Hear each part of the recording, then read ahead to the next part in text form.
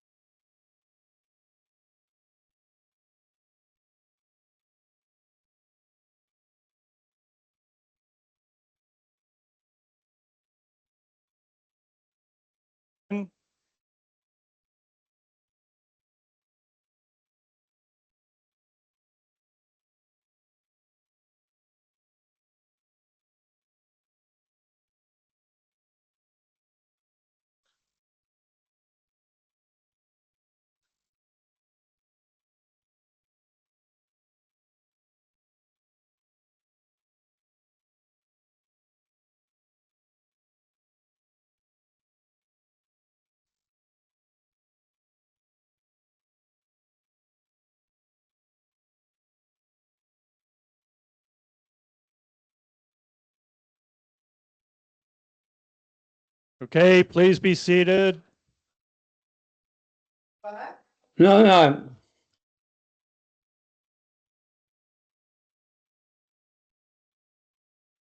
Look,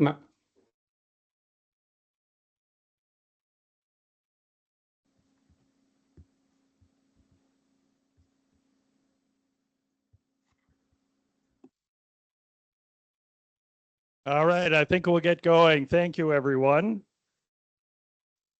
Thank you. I want to thank everyone for respecting our request not to bring signs and noisemakers into the meeting. So greetings to you all, and thank you for attending this public meeting with representatives of NB Power and Pro Energy. My name is Doug Bliss, and I am the chairman of the Tantramar Climate Change Advisory Committee. I've lived in Sackville for 30 years, working here, raising a family here, and now staying here in my retirement. Before I go on, I would just like to ask everyone to put your phones on mute so we're not unnecessarily interrupted by dings or rings or otherwise. Thank you very much. This event has been organized by the Climate Change Advisory Committee which is the only official volunteer committee reporting to the Municipal Council of Tantramar. The idea for this meeting actually started with us in October after we realized that there seemed to be no public meetings planned to discuss the RIGS gas turbine project.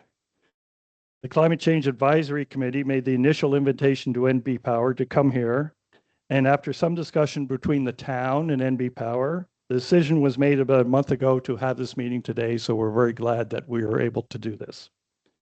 Our aim in organizing this meeting is to give NB Power an opportunity to meet their stakeholders, you, and present the case for the RIGS gas plant at Center Village, and to provide an opportunity for you, as citizens of Tantramar, to ask questions of NB Power in an open public forum.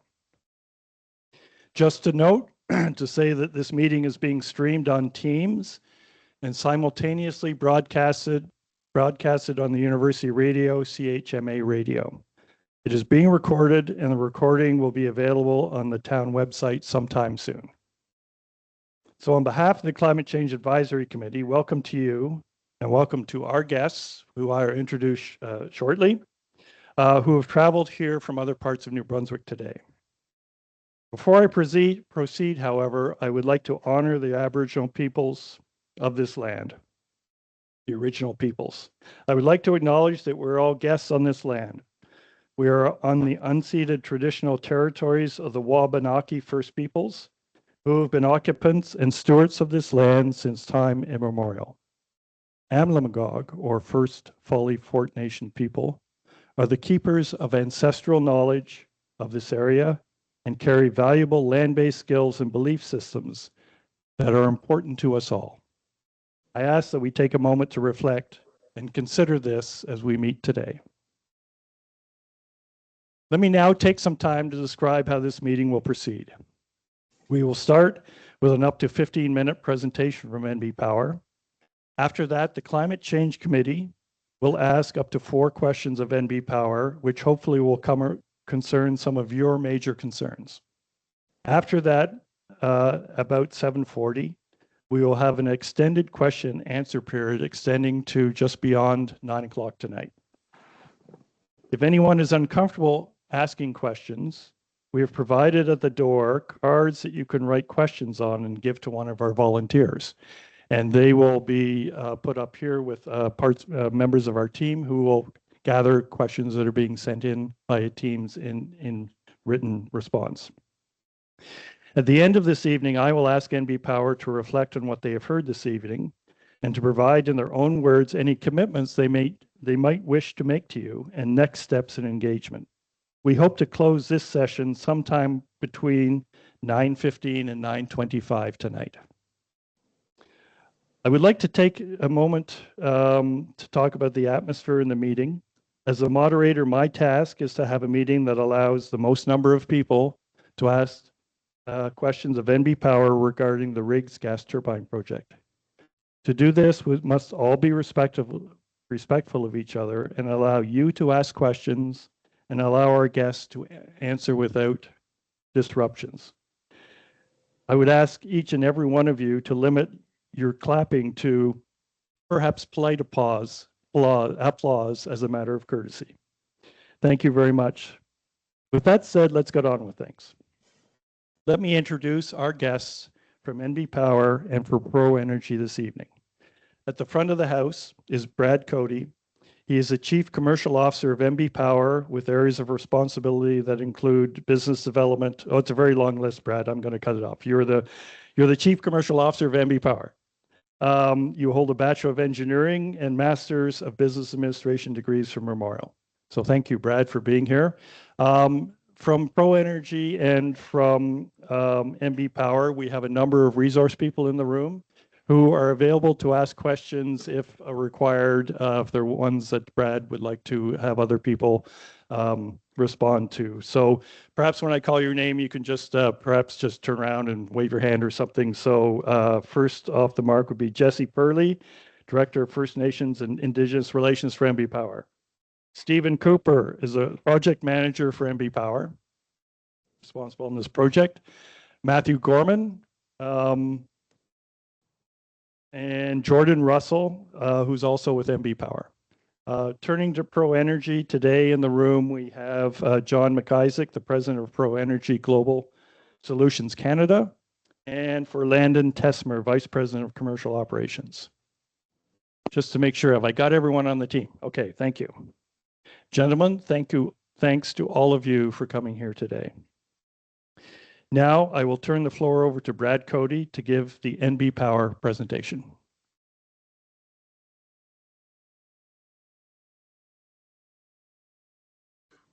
Hope you can hear me. Yeah, okay. Well, thank you everybody for having us out here. A sincere thanks to Doug and the committee for welcoming us out here. I think we're building on something. The meeting we had last month with the council I thought was very productive and moved things, increased awareness. And one of the things that I do in that long list that we didn't cover, and thank you for not covering that long list, is integrated resource planning at the utility. And I started public engagements in 2019 on that plan. We had about 200-300 people engaged. So that's not good enough. We increased it to 3,000 when we published the 2020 integrated resource plan. We got over 7,000 when we did the 2023 integrated resource plan. And now I'm proud to say it's over 9,000 engagements on the 2026 plan that's currently being written as I speak at head office. So I'd love to have the opportunity, Mr. Bliss, to come back to talk to you about the findings in that plan if it works out for you and your committee and the community. Would love to have the opportunity. Have a bias to yes. Whenever I can get out to talk about energy, New Brunswick Power, and how the province is growing and developing, I always say yes. No matter how hard or how unwelcome you might feel sometimes, I want to say I do feel welcome here. I did see some of the signs and I respect everybody's opinion. And I'm happy to learn and gather that opinion as we figure out the long path forward for New Brunswick and New Brunswick Power. So with that, I'd like to talk quickly. The number in this slide, this is New MB Power at a glance, but this one up here in the top corner, I want to really draw your attention to. Every time I give this presentation, that number goes up. We're facing more and more population growth. Yes, I understand the rate of growth is slowing, but a slower rate of growth is still growth. So I need you to understand that. That's a big part about why I'm here and why we're talking about the RIGS project and combustion turbines in the Tantramar region. So that level of growth is something we haven't seen before. Doug, in your intro, you talked about your time in New Brunswick and you've seen all the ups and downs in the late 2000s, the industrial decline that our province went through. And that caused a lot of load destruction in our province. Right, so that was pretty sudden and pretty severe. And at the utility, we reacted by actually decommissioning and demolishing some of our stations that we had around the province. Some of you might remember the 300 megawatt plant in Dalhousie. We had another plant in Grand Lake. We started building a bunch of renewables over the last 10, 15 years as well to kind of offset our need on thermals. But the bottom line is now we're serving more load, more customers, and more peak than we ever had in New Brunswick's history. That's something I need you to help me understand and help figure out, well, what are you doing and why does this project really matter? That's really important to us to understand. We're now back to well above where we were just 15 years ago. I don't want to dwell on this one very much. It's very complicated. But what I do want to pull out on this slide, this is what we call the Southeast, obviously. But what I need you to help me understand here is we have a lot of intermittent generation, a lot of wind turbines, solar farms in this neck of the woods. All of our heavy dispatchable generation is either in the south or in the north. This is where most of the population growth in New Brunswick is also happening, in the Southeast. So now you're starting to see or connect maybe some of the dots about, well, why are you building this project here? Right, so there's no thermal dispatchable generation in this neck of the woods. Also kind of interesting is you can see our interties with our neighbors in Quebec and northern Maine, southern Maine. We have a strong interconnection in this corner with Prince Edward Island as well, and the province of Nova Scotia. So when you think about all the generation is down here and up here, how do we serve all of this load down here without generation located in the space? That's a key question that my team and I face every day as we figure out how do we dispatch a reliable system day in, day out. Kind of like a highway during rush hour, our system has these heavy orange lines of transmission that kind of span around the system. Green lines are 345 kV network as well. Sorry, blue lines are the 345 kV network. In rush hour, we see cars starting to pile up and get backed up bumper to bumper sometimes. We call that congestion. In our world in electrical engineering, it's transmission congestion. So we're actually improving the transmission interconnection along this corridor, and we have plans to build it further down into the southeast and eventually maybe even up into the north. But those things take time, and we are trying to do all of the above is what I'm trying to say to alleviate that congestion. Another solution is to add either generation, dispatchable generation, or battery energy storage devices to help alleviate that pressure as well. All of that is part of our plan in New Brunswick. So what is the RIGS project? It's got an interesting name. We got the author of the name in the audience with us, Mr. Stephen Cooper. I'd like to give him all of the credit. This project is more about renewable integration than it is about grid security, but it does both. And at the last meeting, I said it's a Swiss Army knife for our system. We don't have that flexibility today. Why is it renewable integration? Well, we actually in the last year signed more PPAs to actually triple the amount of wind that we have in our province. We have an active REOI, request for expressions of interest, out on the street right now for more battery storage. And we concluded one last year on renewable projects as well to say, can we find more renewable energy projects out there? Very happy to say we have a short list of projects that we're working with the Government of Canada on to say, can we get those financed to go even beyond the tripling of renewable energy in our system? It's a big part of our plan. But that's what the renewable integration part is. It's the synchronous condensers. I know that word is not registering with many in the audience. It doesn't really have an impact on me either. I think John and ProEnergy's team, they call it a shock absorber in one of their meetings. I thought that kind of worked, but it still didn't quite get it to me. It's really around how do we make sure that the grid stays reliable and stable as we have these wind gusts passing and going by, or the sun goes up and down, or cloud cover comes in and out and all of that. That level of variability or intermittency that we see in our generation, it really causes the folks in the control center a lot of grief and stress. So we work on saying, how do we actually improve the reliability of the system by adding voltage into the neck of the woods that I showed you on that map? A synchronence is a way to absorb the disturbances that we see on the system to make sure that we don't have an issue that triggers a cascading outage. We saw one last year in Spain, for example. I don't know if anybody saw the headlines around that. Well, that's what happens when we have too much intermittent generation without that actual stability enhancing grid integration or renewable integration components with the synchronous condensers. So RIGS is as much about introducing renewables and decarbonizing New Brunswick as it may seem counterintuitive that, wait, you're building a fossil-fired unit in my neighborhood or in my town. That's the part that's really complex and interesting. It is actually a carbon negative project for New Brunswick. Today, to support that grid, what do? We fire heavy fuel oil and coal. With this project, we'll be able to burn natural gas, light oil in the days that we don't have access to the natural gas, and those are lower carbon emitting solutions than heavy fuel oil and coal. Of course, the dual fuel nature of the project also allows us to bring in biodiesel or hydrogen or renewable natural gas or whatever the other fuels may look like once they're available. We have a team right now actually looking at renewable natural gas to say, can we find a way to make this project renewable or at least carbon neutral in terms of the carbon it emits when it combusts?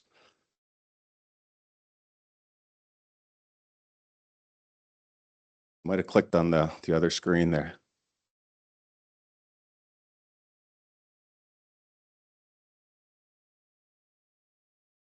So why now? That's a key question that I also get all the time.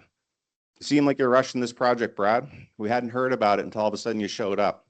It's caught us by surprise. We're not impressed. I also saw a lot of news in PEI last week about why did you wait so long to tell us that you're running out of power over on the island? It's really hard in our world to find the right balance between being too early and too late with the communication around projects. And I do take full responsibility of that. I would have loved to have been here last year talking about this project before it all caught you by surprise. The speed that this project has hit us is what we call in our world the velocity of a risk.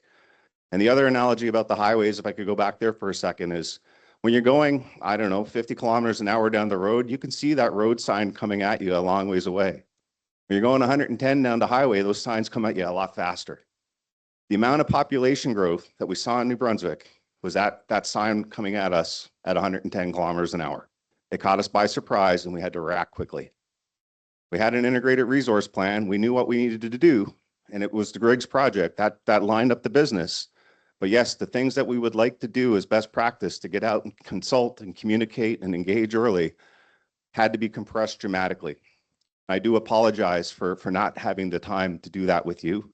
And I'm trying to catch up, and I thank my team for showing up here tonight to help me with that. The reason why we're all here is to make sure each and every one of your questions are answered. Full transparency, have nothing to hide. Wanted to make sure that that's sincere.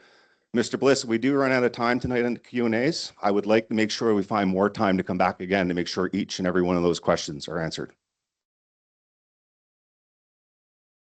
Talked about the integrated resource plan a few times now. This is a famous chart that you will see in that document, the load and resource balance. The orange lines, that's our load profile. We can see one, modest growth. Sorry, I'm having a hard time keeping the volume here under control.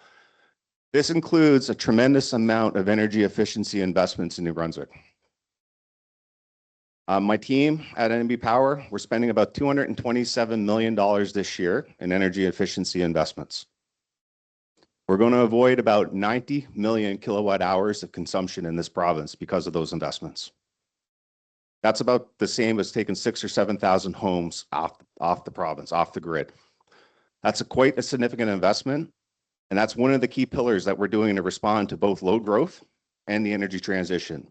The kilowatt hour we don't generate is obviously going to be the cheapest one that we don't need, and that's where we spend a lot of our time figuring out how not to have load growth in the province. The orange line, or the other one that slants upward, that's a high electrification scenario. There is a lot of load growth happening out there, and it's outpacing those energy efficiency investments. Even though it's the biggest project that we're running at the utility right now at $227 million, if the high electrification scenario takes hold, you start to see that even with those investments, the load starts to grow in the province. And again, we're seeing it. As I walked in here tonight, I saw a tower crane just down the road building yet another big building. That's what we're talking about with load growth. It's population, it's construction, it's new meters, it's new consumption. The gray bars in the background here, this is our generating resources. When you start to see gaps open up, like we see here in I guess the beige or the peach area, that's when we have a shortfall in generation that can't match demand. The utility system planner in me says that's a bad day when you can't make your demand. I lived through a blackout. Actually, Mr. McIsaac lived through a blackout in Newfoundland too in 2014 and 2013.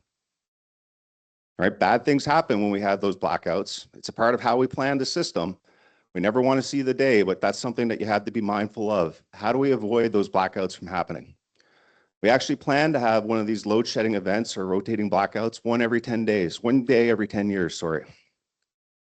And when it happens, systems fail, investigations ensue, people are very upset and distraught.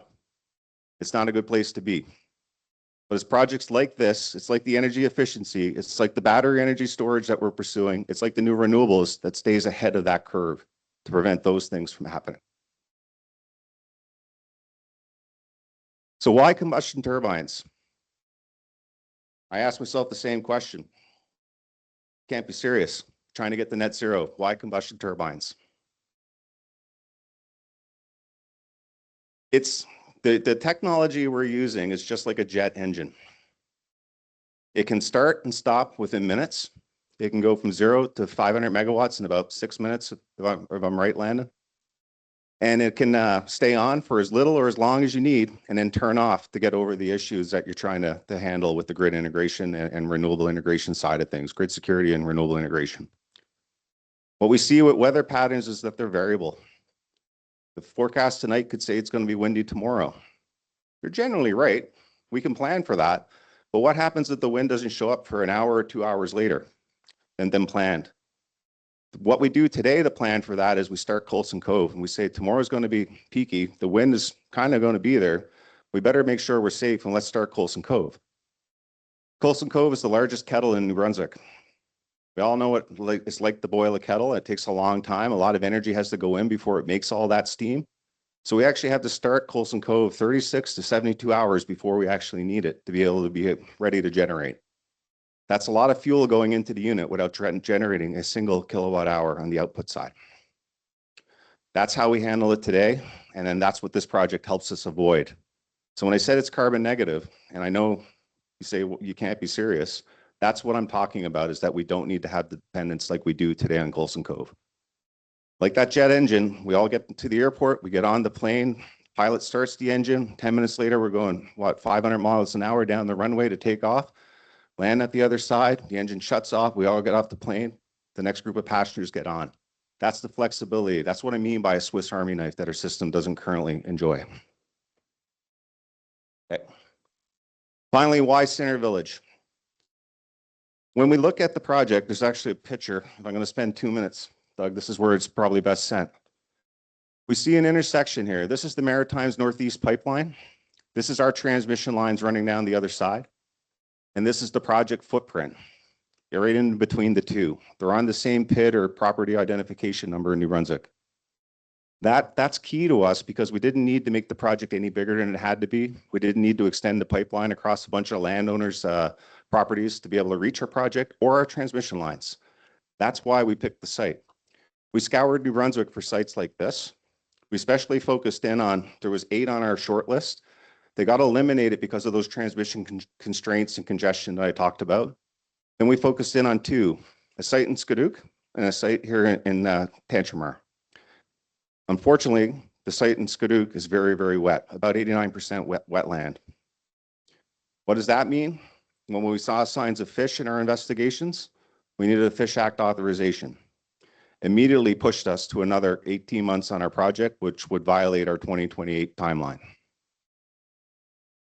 And I can get into the why natural gas and why not batteries and what else we've been up to at NB Power in terms of, it's not just this, it's an all of the above approach to how we get to net zero. Thank you. And we'll make these slides available if anybody would like to have them, for sure.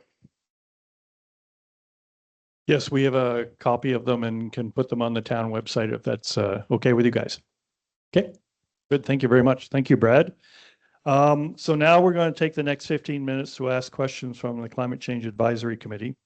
So just a note for all of you in the audience and our guests about this portion of the agenda.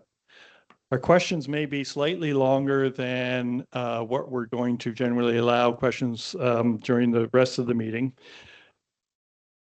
As we have been engaged in conversations around this gas plant for many months, and we're hoping that our questions will help capture many of the major concerns that you already have.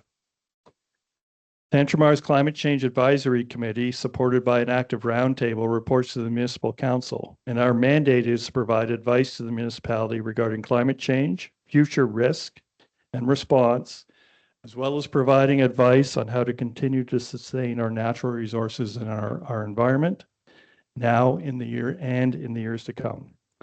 So therefore, Brad, we would like to ask you 4 questions that are related to climate change and sustainable development, which we think reflect common community concerns. And for this portion of the agenda, I'm going to explain this a little bit more detail later, but we'd ask you to keep your responses to like 2 to 3 minutes. And we actually have a timer for that. So just so you'll know where you're situated when you do that. So question number 1. You ended talking about net zero. We have a question about net zero objectives and renewables. So the question is, or the lead in and the question are as follows. The Canadian Net Zero Accountabilities Act defines net zero emissions as man-made emissions of greenhouse gases into the atmosphere that are balanced by man-made removal of greenhouse gases from the atmosphere. Our question is about terminology that is widely used in all of your documents, including your 2023 to 2035 strategic plan, your 2023 integrated resource plan. These documents repeatedly state that electricity supply is to be net zero by 2035. They also state that NB Power's mission is to accelerate a clean energy transition. So please explain to us what net zero means for NB Power. Also, given that it appears that small modular reactors, which are emphasized in your plans, may no longer be planned or to provide non-carbon emitting generation, And from our perspective, surely renewables must fill that gap. Please tell us in scale and timeline your plan for incorporating renewables, wind and solar, in providing a significant portion of the base load for New Brunswick. We want to know the plan in order to better understand why this fossil fuel burned gas turbine plant is needed, particularly as there's many members of the audience of this community who have been working on the advancement of renewables in New Brunswick for more than a couple of decades. Thank you. Okay, 2 minutes. That's a big question. I'll do my best. You can do 3, but yeah. Okay. The timer will start to flash at you. Okay. Yeah. So how do I back this up? There was a project in New Brunswick called the Atlantic Loop. I don't know if folks remember that. Ottawa was advocating for a big transmission line to help get Atlantic Canada off of coal, namely New Brunswick and Nova Scotia. The project didn't make economic sense. We kept communicating to Ottawa that it wasn't going to work. And the Minister of Natural Resources and Environment and Climate Change Canada, those ministers said, well, show us a plan that works because our people are telling us this is the only plan for Atlantic Canada. So in 2023, Laurie Clark, the Premier of the day, the Energy Minister of the day from New Brunswick, the Premier from Nova Scotia, and a bunch of other people went to Ottawa with that plan. And that plan included things like more renewables, right? It included a coal to biomass conversion for Belledune. It included an investment for New Brunswick in the Mactaquac Dam, the Life Achievement Program that we call it. It included energy efficiency, battery storage, and it also included a combustion turbine, fast-acting flexible generation. So what I'm trying to say is we did live out the plan that we showed the minister to say that all of these things matter and they're priorities to New Brunswick. We do see in 2023, we had an REOI, request for expressions of interest for more renewable energy. We were seeking 200 megawatts of wind and 20 megawatts of other sources. We actually did announce 725 megawatts of projects coming out of that. So we overachieved. We had a further procurement last year, and I'm excited to say there's another few hundred. We announced 200 there before Christmas. There's another few hundred in the hopper that we're working on in Ottawa to make it cost effective for New Brunswickers. We do have plans for further procurements, but the bottom line, some of our scenarios show we need up towards of 14 to 1500 megawatts of renewable energy, like wind or solar energy in this province to become net zero, as we talked about. Transmission is a part of that, and we're seeing phase 1 of this interprovincial transmission plan going through this region as well. Our neighbors in Nova Scotia, we're really proud of the work that we managed to regionally collaborate on that. Transmission is a big part of our plan of how to get to net zero. I talked about the biomass project for Belledune, where we can take our largest emitting generator in the province and convert it to our largest renewable generator in the province. We're pretty pleased with that. It's looking really good. Getting close to final investment decision to say if that project's going to work for us. And finally, I needed the flexible generation that we talk about with the RIGS project. It's the thing that we go to first to say, okay, the wind isn't there or the renewables aren't going to be available. Bring this thing on and leave it on for as long as it needs till the renewables come back. You can't plan and operate a system on wind energy alone, or solar for that matter. They're variable. We don't control when they generate. Yes, batteries also have a role in this plan. We are procuring batteries as we speak. So with that, maybe I'll stop, maybe right on time. Thank you very much. We might come back to batteries, but that's not immediately. So given that we are the Climate Change Advisory Committee, no surprise, we do have a question about greenhouse gas emissions. And just segueing on your comment about this is actually a carbon negative project. Although NB Power's integrated resource plan states that after 2035, small amounts of greenhouse gas emissions will remain in order to maintain reliable and energy security. The RIGS project proposal shows potentially large levels of annual greenhouse gas emissions and no removals of greenhouse gases, such as through carbon capture or offsetting, is planned for this project. The integrated resource plan states on page 5 that after 2035, less than 175 tons of greenhouse gas emissions remain on the entire grid per year. However, the initial project description filed by ProEnergy in table 23.5 shows that 911 tons of greenhouse gas emissions could be expected every year from the RIGS gas power plant under peak stress scenarios. So our question to you is, how do you reconcile NB Power's goal of having yearly annual gas emissions of 175,000 tons, when the RIGS gas plant alone could contribute up to 5 times that amount every year. It seems that to us that emissions are going up, not down, and will be even higher if a second gas plant is proposed. It's a Over to you. great question. I'm going to tackle the MB Power stuff first, and Okay. maybe I'll turn it over to Landon to talk about the project specifically. In New Brunswick, we've got probably, we don't talk about it enough. It's our nature, it's our style, but we probably have more emissions reductions than any other utility in Canada. There is a chart I like to use. We thought about putting it in this, so I had to know the question was coming. It would have been an easier decision. But it shows our profile and how much the emission profile for New Brunswick has changed in the last 20 years. We've kind of gotten it down now to a place that's kind of stable, and it really goes up and down depending on LaPro's performance. Point LaPro being our nuclear generator. When it's off, our emissions go up because, hey, we're burning a lot more heavy fuel oil and coal to account for that. When it's on, they hit another low point. We're bringing on more renewables, but I told you earlier, I had to start things like Coulson Cove, keep the system reliable in case the renewables are late or indifferent. So we actually end up having emissions in our system that we could have avoided if we had something more flexible that was there. So when I talk about net zero, we have to follow the guidance of Environment Climate Change Canada. They have a net zero regulation. The Clean Electricity Regulation is what it's called. And the 2023 Integrated Resource Plan was based on draft 1 of that regulation.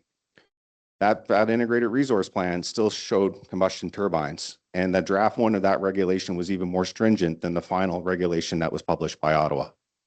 Given about half my time has expired by now, maybe I'll pass it over to Landon to talk about the emissions related directly to the project. While Landon's getting the microphone, while Landon's getting set up there, what I'd say is environmental impact assessments have to show how bad can things get, not exactly how we plan to use the units. So they have to show regulators, this is the emissions profile that could happen at our site, not necessarily will happen at our site, because the regulator is going to use that to assess the impact of the environmental impact that the project creates. And maybe Landon, you can fill in. Test. Oh, okay. All right. So the value that was referred to, table 23.5, that is the stress case, which is the maximum operating scenario and included the maximum number of hours on diesel as well.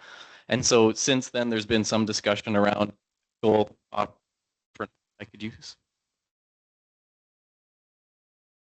That's better. A typical operating scenario resulting in about 1/5 of those emissions. So that's when it's running primarily on its mode of operation, which is gas, and diesel is a backup, and it's running at less than a 7% capacity factor. That means out of a total 8,760 hours in a year, 7% of the time is when you're actually combusting. So that's the more likely generating scenario today. In the future, in 2035, depending on what advancements NB's bringing on, that capacity factor could realistically reduce even lower than that. So it's based on ultimately what resources come online. The discrepancy between the value proposed in the EIA and ultimately the way the plant will operate is the difference between the stress case and the average case. In terms of other mitigations, another key greenhouse gas that doesn't get talked about a lot is NOx emissions. And one thing we did proactively as part of our proposal in this project was we included SCR catalysts on the back end of these gas turbines, and they reduce NOx emissions from on average 25 ppm, which is actually the permit limit federally and in the province, down to 2.5 ppm.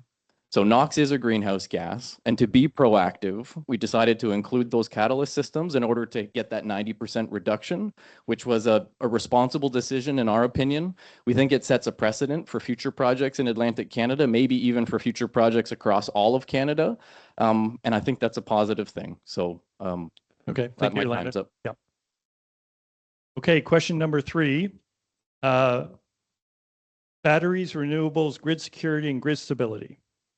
So we're just, despite your explanations and all the information that we've read, we still have trouble trying to grapple with why other technologies aren't part of the proposal to get us to 2028. So could you please explain to us again why batteries cannot be used today to maintain grid security? Please explain why synchronous condensers cannot be installed independently to provide grid stability. And please explain why batteries and more renewables can't be incorporated into the grid on the same 2028 timeline that you're working towards. Yeah, no, that is a great question, and we are very eagerly pursuing battery technology. It does have a role in New Brunswick. The last integrated resource plan said they show up around 2035. We did do a solicitation in 2023. We saw the most cost-effective battery projects still added tremendous rate pressure for New Brunswick and wouldn't achieve what the RIGS project is designed to achieve. It was a 50 megawatt, 4-hour battery. We are soliciting today for an update on that because there's a lot of change happened in a couple of years. The prices of lithium and other chemicals went up and down. The interest rate pressures went up and down. Tariffs came up and down, like whatever mess that's in right now. So the bottom line is we do see batteries are a big part of our future. When we looked in 2024's calendar data, when you install a megawatt of wind or 100 megawatts of wind, what we saw is that it generates 40% of its nameplate capacity. So if it's a 100 megawatt project, about 40 megawatts or less 3/4 of the time. Then we said, how long is the spell between, like we get big high pressure systems in New Brunswick where there's almost no wind. I guess it's the same here as what I'd see in Fredericton. You see the UMB heating plant, the stack just goes straight up and doesn't dissipate. We see that. Yeah, probably not beside the Bay of Fundy. We see that across the province because we have wind in the north and in the south. And we said, look at all the installed wind across the province. 71 hours in a row, it produced less than 10 megawatts. So 10% of the installed capacity in the province. So what that means is if you have a battery and you have to discharge the battery, how do you charge it up to get through the next lull? And then that's why we end up into a situation that the price of batteries to achieve the same solution that the RIGS project brings is going to drive the affordability crisis we're facing in the province even worse, in a worse direction. So we're trying our best to figure out how to make these projects less expensive or more cost effective for New Brunswickers. And then that's the struggle that we're seeing at the utilities that we hear from people. And we're hearing from them today at our contact center about high bills and prices are up and everything is up. I got my water bill from my community. It's up over 5% from the year previous. My property taxes are up as well. Everything is going up. We understand that. We appreciate that. And we're concerned about that. So we're trying to achieve these goals, Doug, in a way that's responsible and affordable, or as mostly affordable as possibly can. You're right, synchronous condensers could happen and batteries could happen and they could all be independent. But if we did them each in an independent way, it's a more expensive solution than what we're proposing with the RIGS project. Okay, thank you. So the last question we have is about sustainable natural resources in human society. And there's a bit of a long intro to this, if you just indulge me and the audience as well. The Tantramar region is an area of unique habitat and wildlife migrations and is especially prone to the cascading effects of climate heating due to man-made greenhouse gas emissions. Tantramar was one of the first municipalities in Canada to declare a climate crisis. It may be unique in having a dedicated climate change advisory committee. It has a plan to transition the regional rink to a net zero facility. We are highly vulnerable to rising sea levels. We have chosen our provincial representatives as a member from the Green Party in the last 3 elections. We have many experts in the community who have been leaders in understanding climate change and sustainability. In addition, this area has many regional, national, and international habitat designations. The UN designated Fundy Biosphere, the Ramsar Convention on Wetlands of International Importance, a Parks Canada Ecological Corridor of National Importance, a core wildlife connectivity area identified by the Staying Connected Initiative, and 3 federal national wildlife areas, to name a few. This area has these designations because of the importance of this ecosystem to wildlife, especially supporting long-distance migrating birds and fish, as well as providing a wildlife land bridge to Nova Scotia through the Chignecto Isthmus.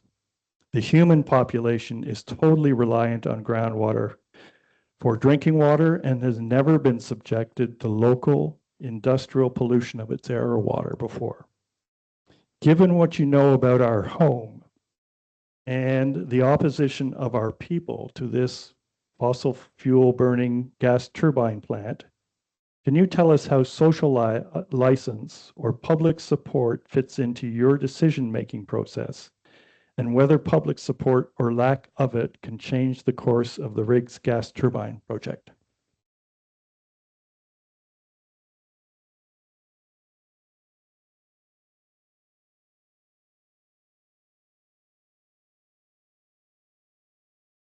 I really appreciate the question, and thank you for the applause because it's a hard one to answer, truthfully speaking. Of course, social license matters and it's very, very important. Of course, we want to make sure that we engage and communicate and help people understand the project. It's absolutely vital. And we talk about our core values at New Brunswick. We've got 4, right? Safety at the heart, care for our team. So care for the folks that I see in the front row here with me. Care for our customers, right? So that's the social license piece that we're talking about. Care for the future. Those are all near and dear to our heart. That's how we make decisions at the utilities, is using those core values to help guide our decisions. It's impossible to build an energy project, whether it's a wind turbine, a solar farm, or a gas turbine, and except everybody's going to say, I love the project. I love the view plane. I love whatever is happening. So that's a reality of what we have to deal with. That doesn't change that these projects are incredibly meaningful to all of you in terms of the impact it has on your life and your community. And I want you to know at NB Power, we take that very seriously. That's why we're here today. If we didn't care about the social license, or we didn't care about what each and every one of you in the audience thought, we wouldn't be here. And that's why we're here. And that's why we're going to continue to be here, to make sure that all your questions and all your concerns are addressed to see this project be successful. If I could move the project, if you didn't want the project and was adamant we were never going to win hearts and minds of this neighborhood or this community over, I don't know where to move it. I cannot maintain energy security and bring the project to a different location. And I don't know how to sell the project to those people when I say, we're only here because they didn't want it over in the best spot that our engineers told us. That's the best spot in New Brunswick to build this project. Even with all the things that you talked about, right? Every project has an environmental impact. Every single project that we do has an environmental impact assessment.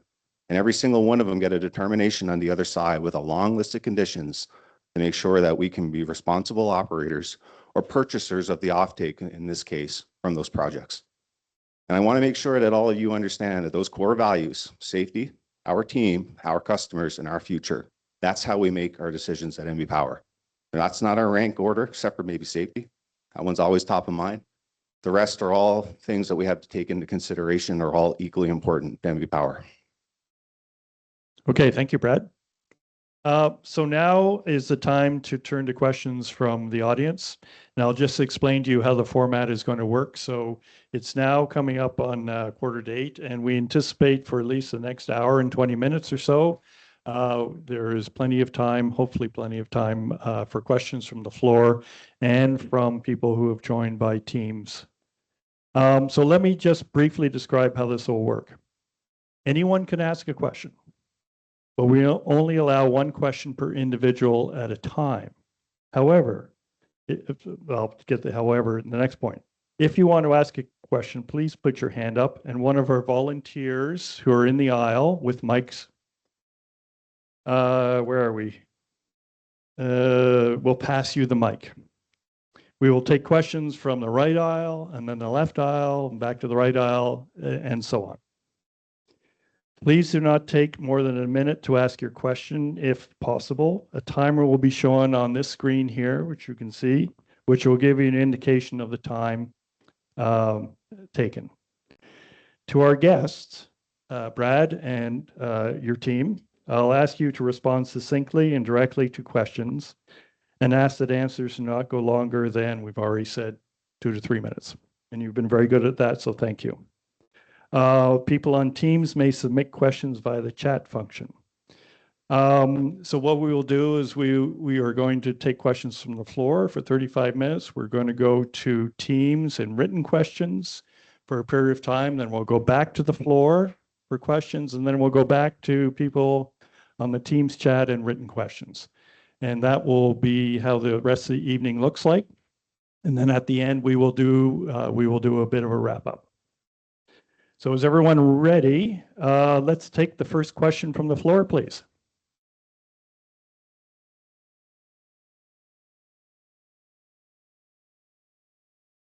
Good evening, everyone. This would apply to Mr. Cody, NB Power, or also Pro Energy. My name's Juliette Boomer. I'm here with my husband, Stephen. We live in Midget. We are very, very concerned and we are very aggrieved with this whole process. This project has been fast-tracked. Everyone's been blindsided, including the government, including First Nations. What specific regulatory requirements and procedures were bypassed? And what is the justification for compromising a thorough review of this for the sake of speed? And I don't want to hear Swiss Army knife, velocity of risk, and risk mitigation in your answer. Thank you.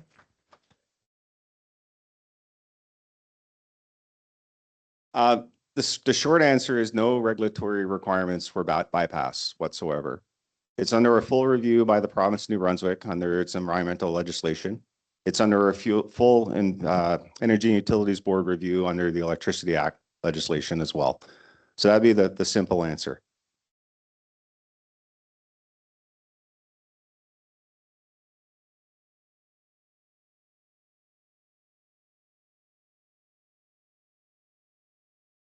So I can say regulatory requirements. We're an interconnected utility. We talked about our system map and how we have neighbors. So we belong in a power pool called the Northeast Power Coordinating Council, NPCC. It's a sub-body from NERC. NERC is the North American Electric Reliability Corporation. And that corporation helps set reliability rules to help prevent things like the 2003 blackout that hit the Northeast. There was an event in Texas a little while ago. They had a big winter storm and ran out of power as well.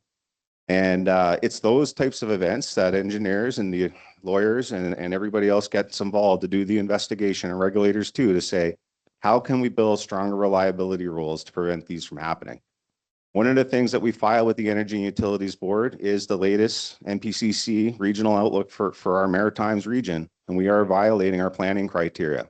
That means that the requirements aren't going to be met if we don't see this project happen. So we formally filed with that group our response to say how they asked by requirement, by regulation, we had to say, what is our plan to deal with that? And this is our answer, is the RIGS project. And they have accepted that as the answer. Now it's a question around timing. If we don't see this project materialize in 2028, the risks actually start to rise exponentially in terms of that risk of a rotating blackout or a load shedding event. Again, I'm not sharing this to scare anybody. That's why we're here. That's why we're here. Those are the requirements. I just need to make sure that people understand that's what drives the regulatory requirements to do the project. And then the province of New Brunswick lays out a process to see the projects approved. Okay, thank you. We'll take a question from the right aisle, please. Hello, my name is Jean Nye. Can you hear me? So a little closer to the mic, Okay, Jean. my name is Jean Nye. I'm from Fort Folly First Nation. My question is not just for the group at the front, but for the whole group here as a whole. In this world, there are two kinds of people. There are people who live on the land, and there are people who are of the land. The people who live on the land see the land as a resource, something that they can harvest, something that they can use. People who are of the land see ourselves as connected to everything: rocks, trees, fish, birds, all the animals, all the plants. I want to know, what are you? Are you of the land or are you on the land?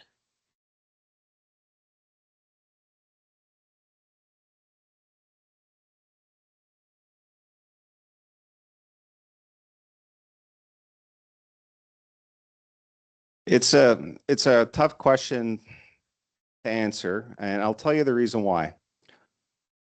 I'd like to spend a lot of time in the wilderness in New Brunswick. I like to take my family out there. I like to enjoy it. I like to enjoy your community. I like to visit. I spent my summer holidays touring parts of New Brunswick I'd never been to before. That's how I like to spend my time. I like to understand the people. I like to understand the places, to look at the beautiful vistas, hillsides, coastlines, everything that we have in this province to enjoy. We are the Pitcher province. And yet I work for an energy utility. And it does create tension, and it does create value tension personally to say, how do you work for an energy company if you actually care about the land you work in? It's a really, really good question. I have 2 young kids, 2 young daughters, and I'm trying to say, how do we make this place better for them when we pass them on? But yet I'm here in front of you talking about a gas turbine project. And I do understand the dilemma it creates. And believe me, it's a hard thing to wrestle. I lived through a blackout event. 3 people died in that event because they were trying to protect their families and coming up with alternative heating sources for their homes. We had a lineman killed in that event as well as they were trying to restore power. That's the other side of the reality of this. We need to make sure that we have a safe system for people to enjoy so that they can live their lives comfortably in New Brunswick. Their homes, their business can be heated, the economy can move on. Yet I still like to go out into the wilderness. So if you ask me what kind of a person I am, I guess I'm on the fence, aren't I? I'm on both sides of that coin, and that's not a fair answer to you. I'm going to ponder that one probably the rest of the night, figuring out what truly am I in my soul. It's a really good question. Thank you. Thank you, Brad. We'll go over to the left aisle now, please. Hi, my name is Elaine McDonald.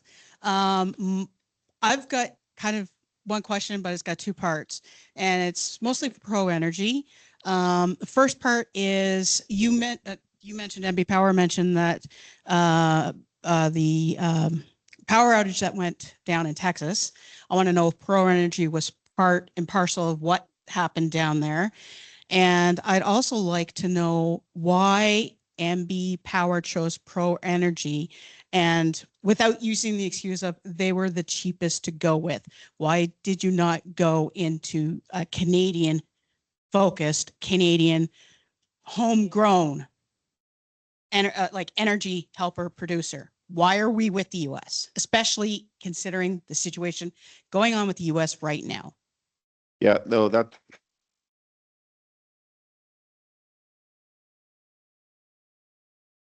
Let me start about how we selected Pro Energy, and if Pro has time, we can talk about the Texas event. I'm sure they have some experience there to share as well.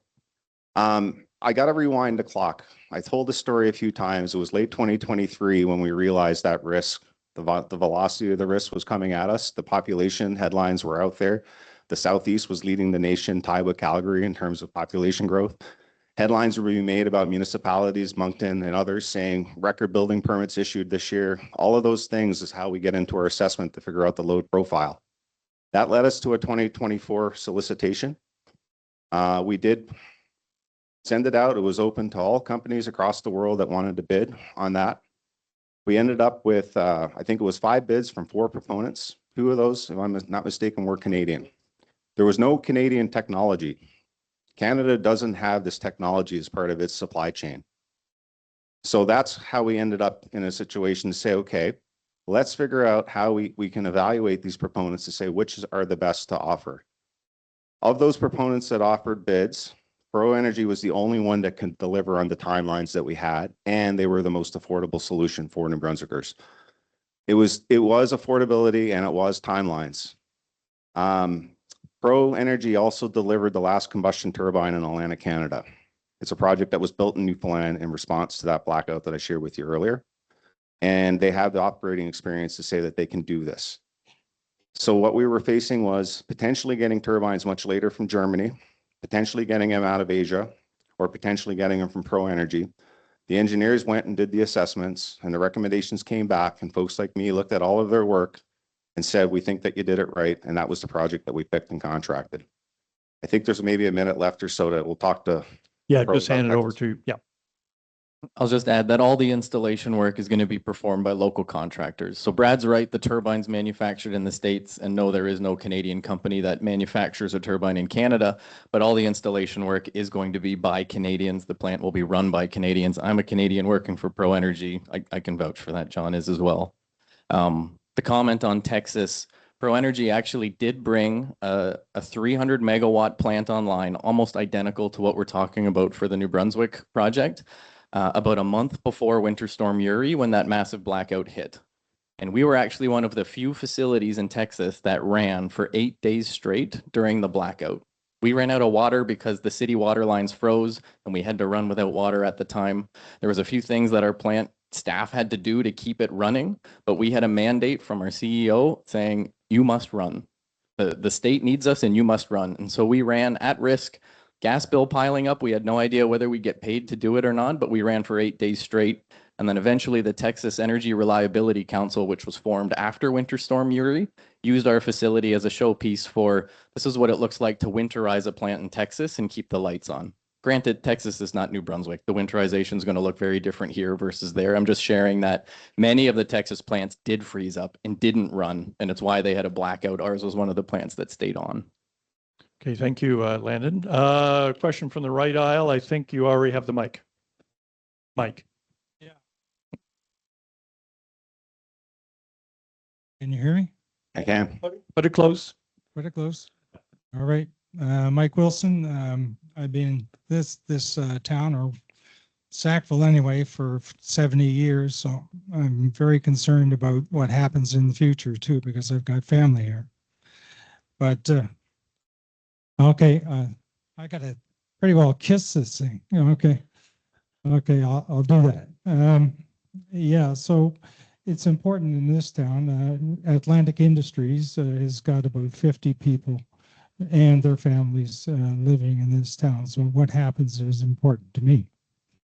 The gas plant, it must meet the requirements of the environmental impact study, especially for protecting the air, protecting the water quality, and minimizing the noise of the operation. And quite frankly, it's important for me and the folks that live a lot closer than I do. I'm about 10 miles away. The disruption to the neighbors must be minimized. MB Power must be allowed as well to provide a strong and resilient supply of electricity in a timely fashion. Excuse me, Mike, do you have a question? I got it. Yeah. What are the benefits to this town and its citizens, new tax revenue, and support for green energy projects?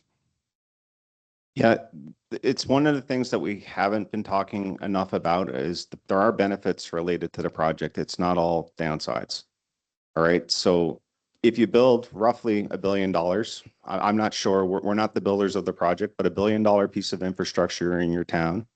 And as Landon indicated, there's going to be Canadian workers working at that facility, likely living close to your town, if not in your town.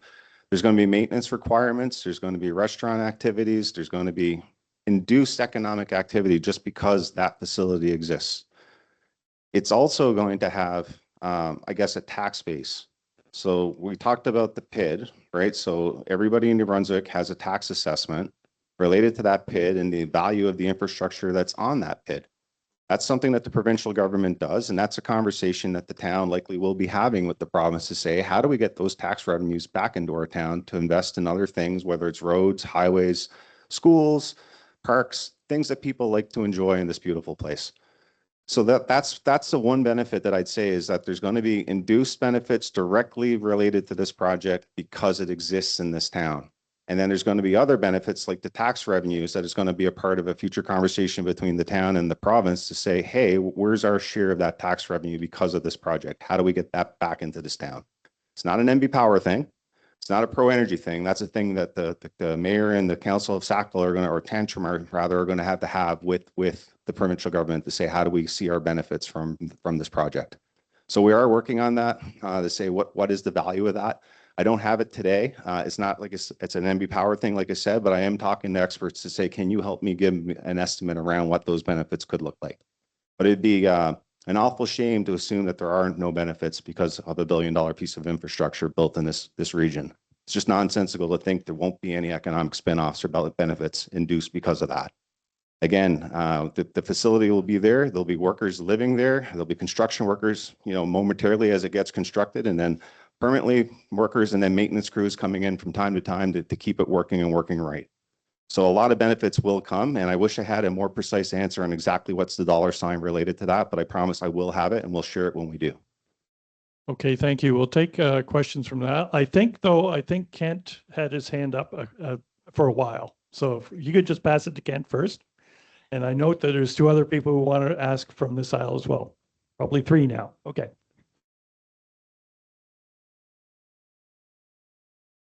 I think you can hear me if I don't stand up. Thank you. So I recognize that we all want to have power. We don't want to go black. Recognize you're in a really difficult position of trying to stabilize the grid. And I also accept that a gas turbine generator set is probably cheaper and provides less emissions than a steam generator set. So one thing that I haven't been clear than was talked about earlier is, could you describe the impact on water use of that gas turbine generator set? And there was also talked about a synchronous condenser. I'm not sure if that's in the plan for this site, but also the water use in that. Thank you. I'm going to go to our experts to talk about the water use of their project. So water is only consumed at the Yeah, facility. Langdon, would you mind standing up if this is going to be the primary answer? Okay, thank you. I don't mind. Water is only consumed at the facility when we're generating electricity. So Brad mentioned synchronous condense capability. I'm going to mention it again. 85% of the year, the generators will spin just because it's energized from the grid. That provides the inertia and that stability Brad was talking about. No water is consumed during that time. The 7% of the year when we're called upon to dispatch and actually burn natural gas to create electricity, that's when we consume water. And so on average, if you use the 5 to 7% capacity factor, if you look at that as an aggregate facility, it works out to 310 cubic meters of water per day over the course of a year. And so, yes, the facility consumes water. It's demineralized water that we produce. We clean up well water in order to produce it. It's used to reduce NOx emissions, and it's used to increase power if we need a boost when called upon to do it. Could I ask a very quick follow-up question? Very quick. So you said the water's coming from groundwater. And where is it going? You're treating it and putting it somewhere? The treated water goes straight into the gas turbines. It evaporates and leaves out the stack as a cloud. There's a portion of water that is rejected as part of the treatment process. So we use reverse osmosis and EDI to create that demineralized water. And inherently that process produces a waste stream. What that waste stream is, it's cycled up in concentration well water. So if your well water has a certain amount of nickel in it, iron in it, whatever the case may be, it gets cycled up and rejected. And when it's rejected, that's the portion of the project which is actually still under review by the EIA. And unfortunately, the timing of tonight's meeting, I don't have anything new to share on that front. We're in the middle of doing the well tests at the moment. The result of the well tests will show us two things: how much water is available and what the purity of the water is. The purity will determine exactly what the effluent looks like, which the current plan as part of the EIA application, if you read it, it would be discharged to a tributary that's on the property. And the only reason you're capable of doing that is because there's no chemicals or oils added to it. It's just cycled up well water. It's the same thing as having mineral rich well water discharged to that tributary. I can't tell you today whether that's been approved by the EIA because frankly, we don't have the results back yet from the testing to be able to have that approval. That's the last round of the EIA assessment. Okay, thank you. Over to the right aisle.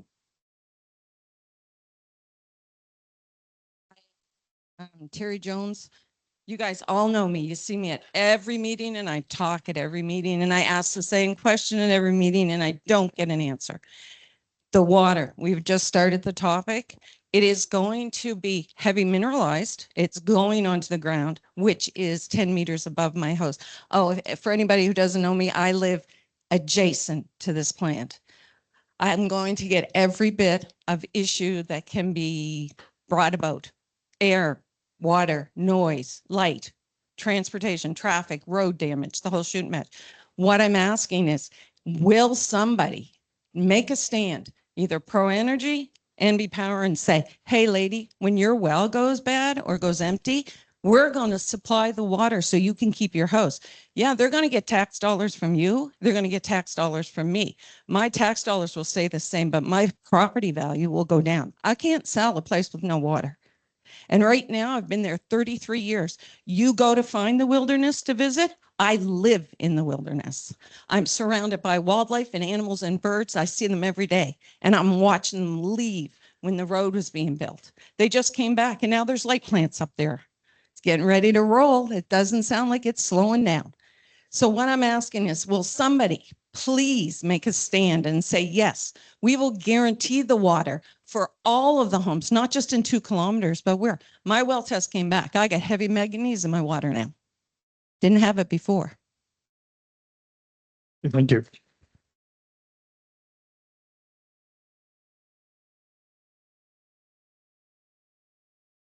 I will guarantee we will look after your well water. Absolutely. If that, we will take it offline outside of this meeting and we will talk about it. There's no scenario in the province of New Brunswick where a project will be allowed to happen if it had a detrimental, unmitigated impact on the neighbors on their wells. No project. All right. So at the last council meeting, you were there and you were honest when you talk about, I go to all the meetings. I said, every project has an impact on the environment. This project will have an impact on the water table. It's just common sense. We're going to drill a well, or they're going to drill a well and draw water from that. So we understand that. The regulators are assessing all the scientific information, understand, is that drawing going to be too much of a burden for the water that's available in the neighborhood or in that region? If the answer is yes, it is too much of a burden, they won't be allowed to draw the water from that well. You won't see an impact related to your well because of that.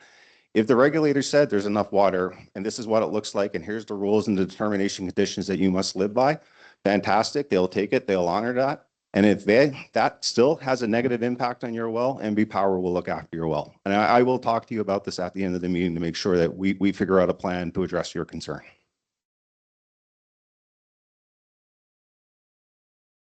Yes, hold on. Yep. Okay, so did you want to say something, Ling? And on the well testing, you were one of the community members that had your well tested. I just wanted to clarify that the baseline testing we performed for community members was done prior to us even drilling our test well. So you mentioned high manganese. That would have been prior to us performing any of the well work. It was there to establish a baseline.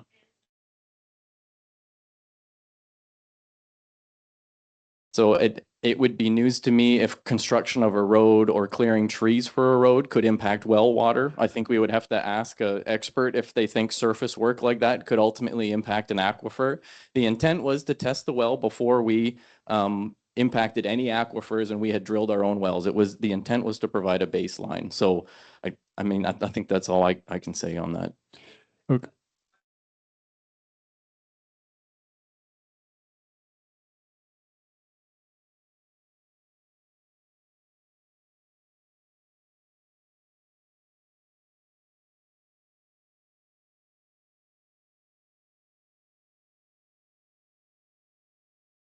Yeah.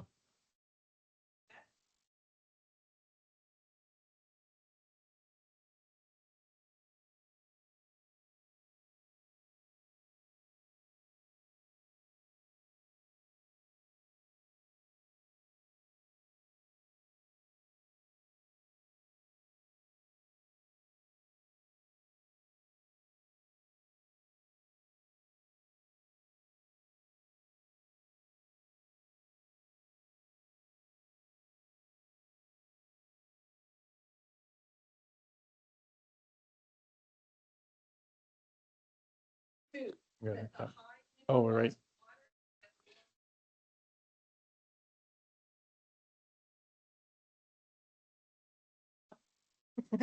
Okay, so I'll just jump in to say, you have a commitment from me. We'll talk after the Yes. meeting and we're going to take care of your well. thank you. Yeah, we'll Yes. take it and yes. Okay, The we're answer gonna is go to yes. This aisle over here, please. I think, yes, woman in the purple, man back there, and then Penny. Hi there. I think it's really clear that there's a cascade of issues that are all interconnected that we all know about, and we reject this fully. Like, we do not want it. It just 100% do not want this project.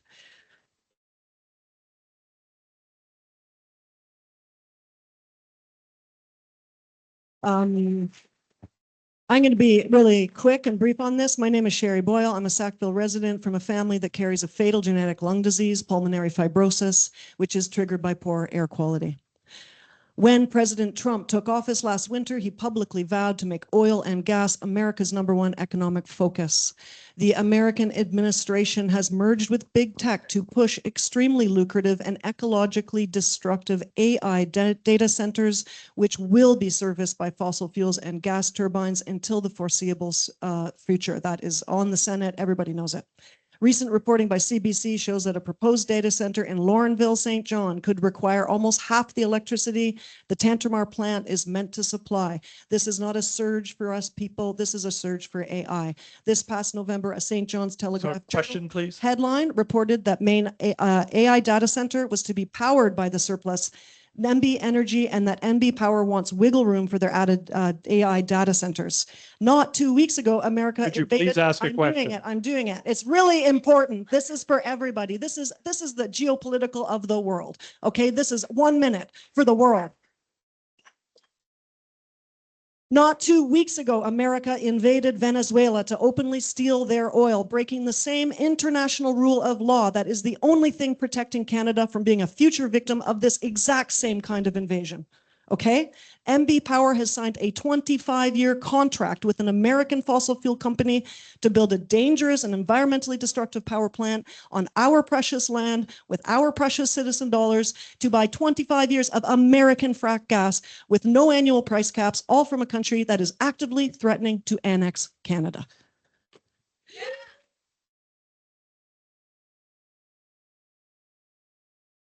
The next 25 years could find Canada in a fight for its Excuse me, I must insist. Please ask a Okay, question. my question is, how are you going to back out of this contract? What are the fees you have to pay? What happens to enable this contract to be?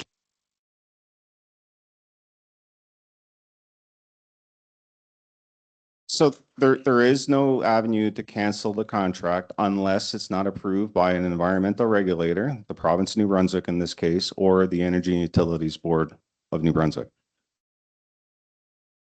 I have no idea in that scenario what would happen, but the laws of today in New Brunswick would say, and in Canada, I might add, with environment and climate change, this is a permitted facility and necessary and agreed to by the government of Canada that it's a part of our net zero plan, the country's net zero plan. It's So not net what we zero, have, it's fossil what we fuels, have sir. to do is make sure that we can balance and trade off what we talked about, the risk of blackouts and shortages. I would love to say we are going to power this province with 100% renewable energy. I just don't know how. With America and when they're geopolitical.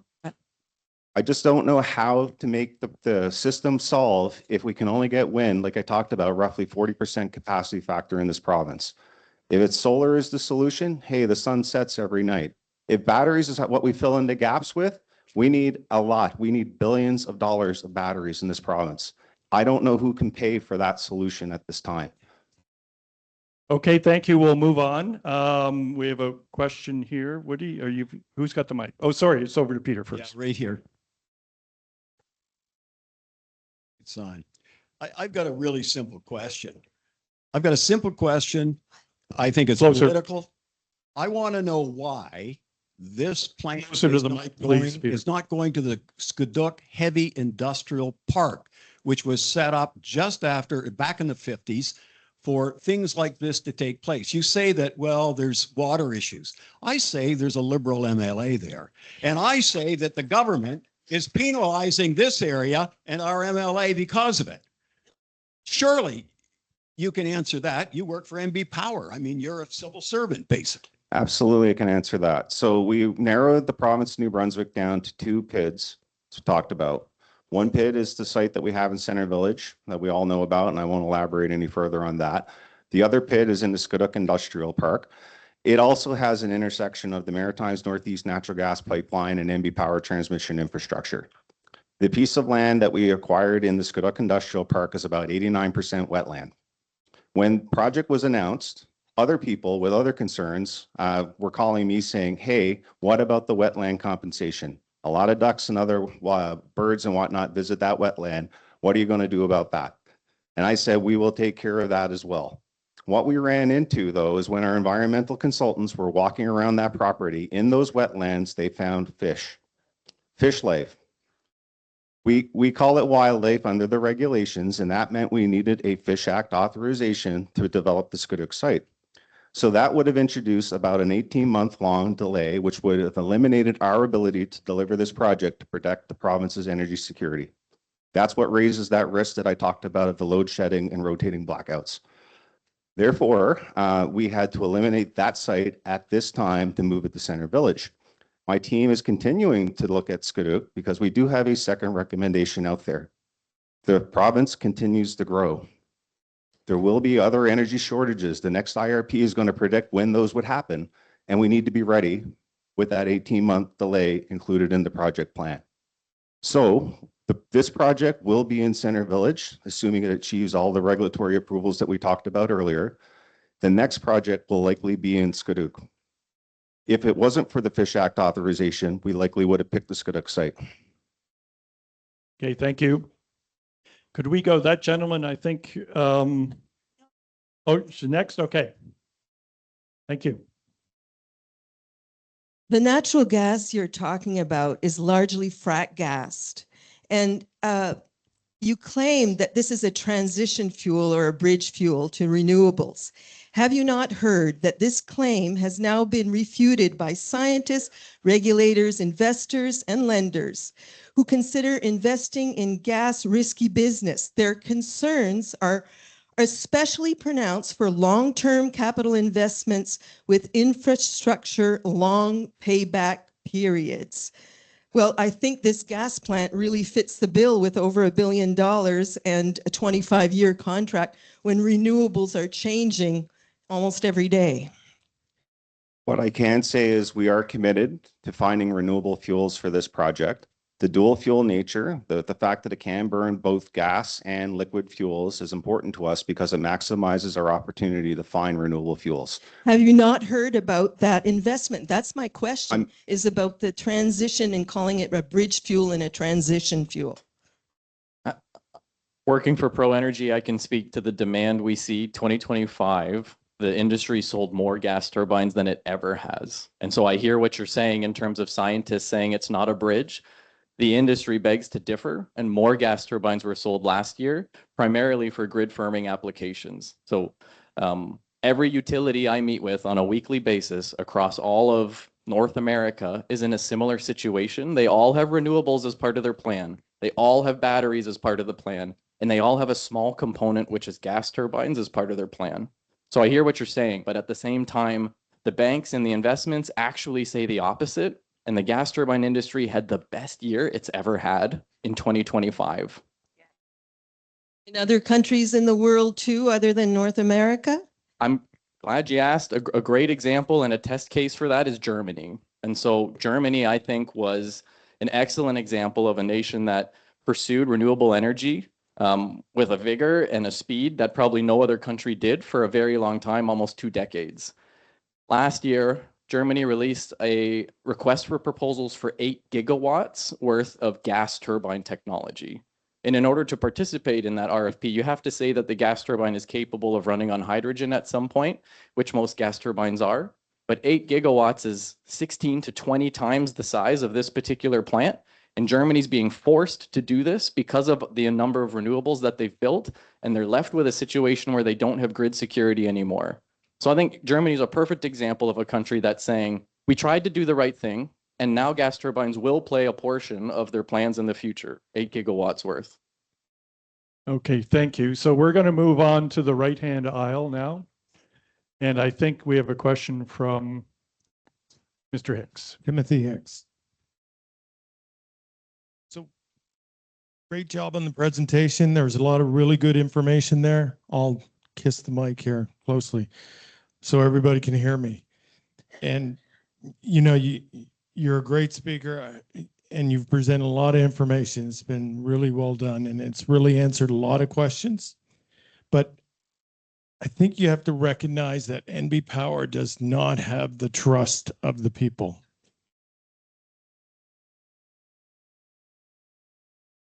My recommendation to build that trust is you've stated some things here that seem to be misinformation and you state them as facts.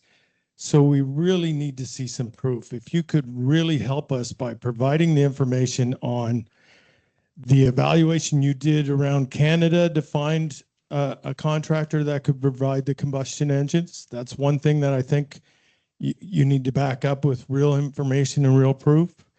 Another item is you talked about you've met all the regulations. I'd like to see proof on that because everything I've heard is you've short-circuited regulations to choose this site. And that's why you've chosen this site, is because you were able to short circuit those regulations. So can you provide some proof in that area?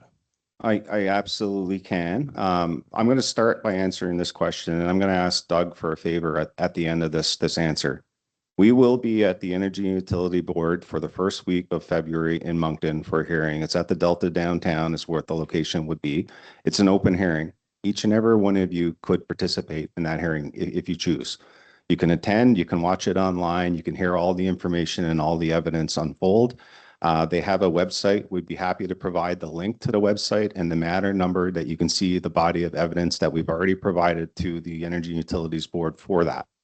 There's another website on the province's website under the environmental registration where Landon and his team and Mr. McIsaac, John McIsaac, had put all of their information pertaining to the TRC or the Technical Review Committee, all of their questions, all of the studies to back up their answers, and all of that scientific evidence is up on that website.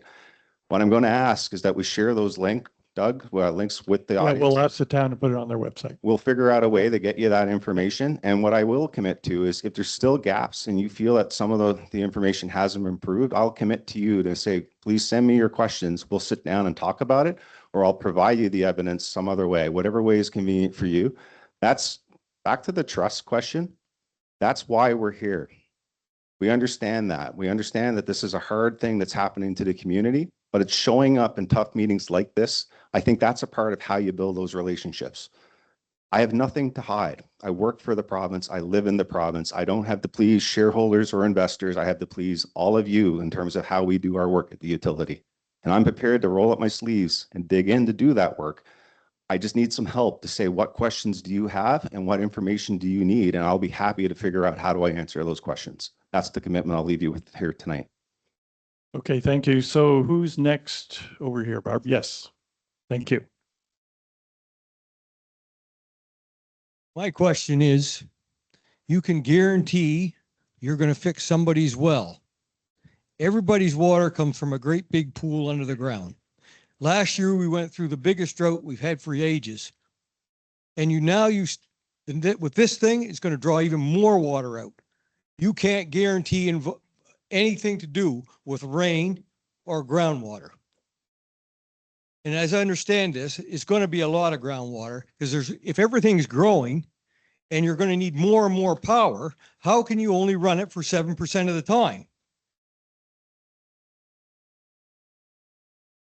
Got a whole bunch to say, but that's that. No, I appreciate that.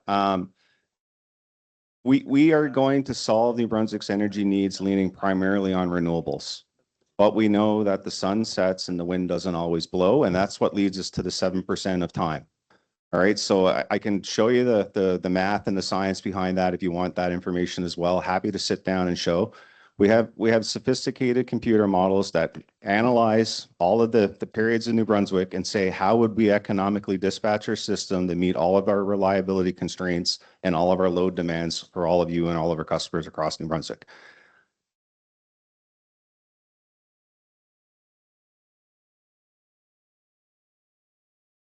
By law, New Brunswick has to figure out least cost solutions for New Brunswick, right? Like that's a constraint that the company is under by provincial legislation. We're not allowed to advance projects that aren't economic.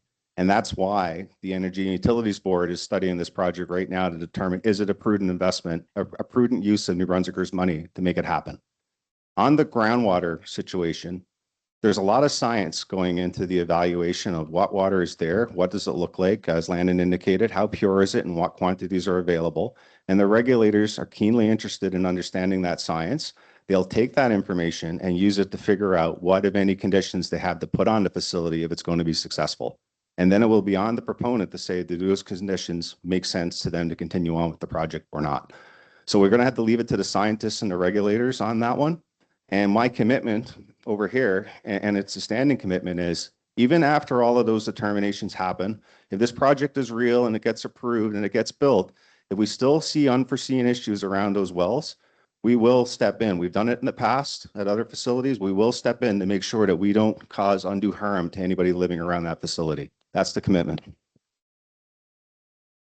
I'm going to have to leave it to experts to figure out the how. It's hard for me to give an absolute answer. Maybe we'll bring in water. Maybe we'll bring in bottled water. I don't know the solution. They're all things that we need to understand what the problem is that we're trying to solve before I can tell you what the solution is. I don't know what the problem is, so it's hard for me to stand in front of all of you to say, this is what we will do to make it right. But that's where we're going to have those dialogues to say, what is the problem and how do we solve it? And are you happy with the solution that's being proposed? Okay.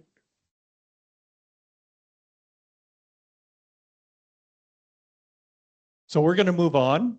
So you can hold that as a question.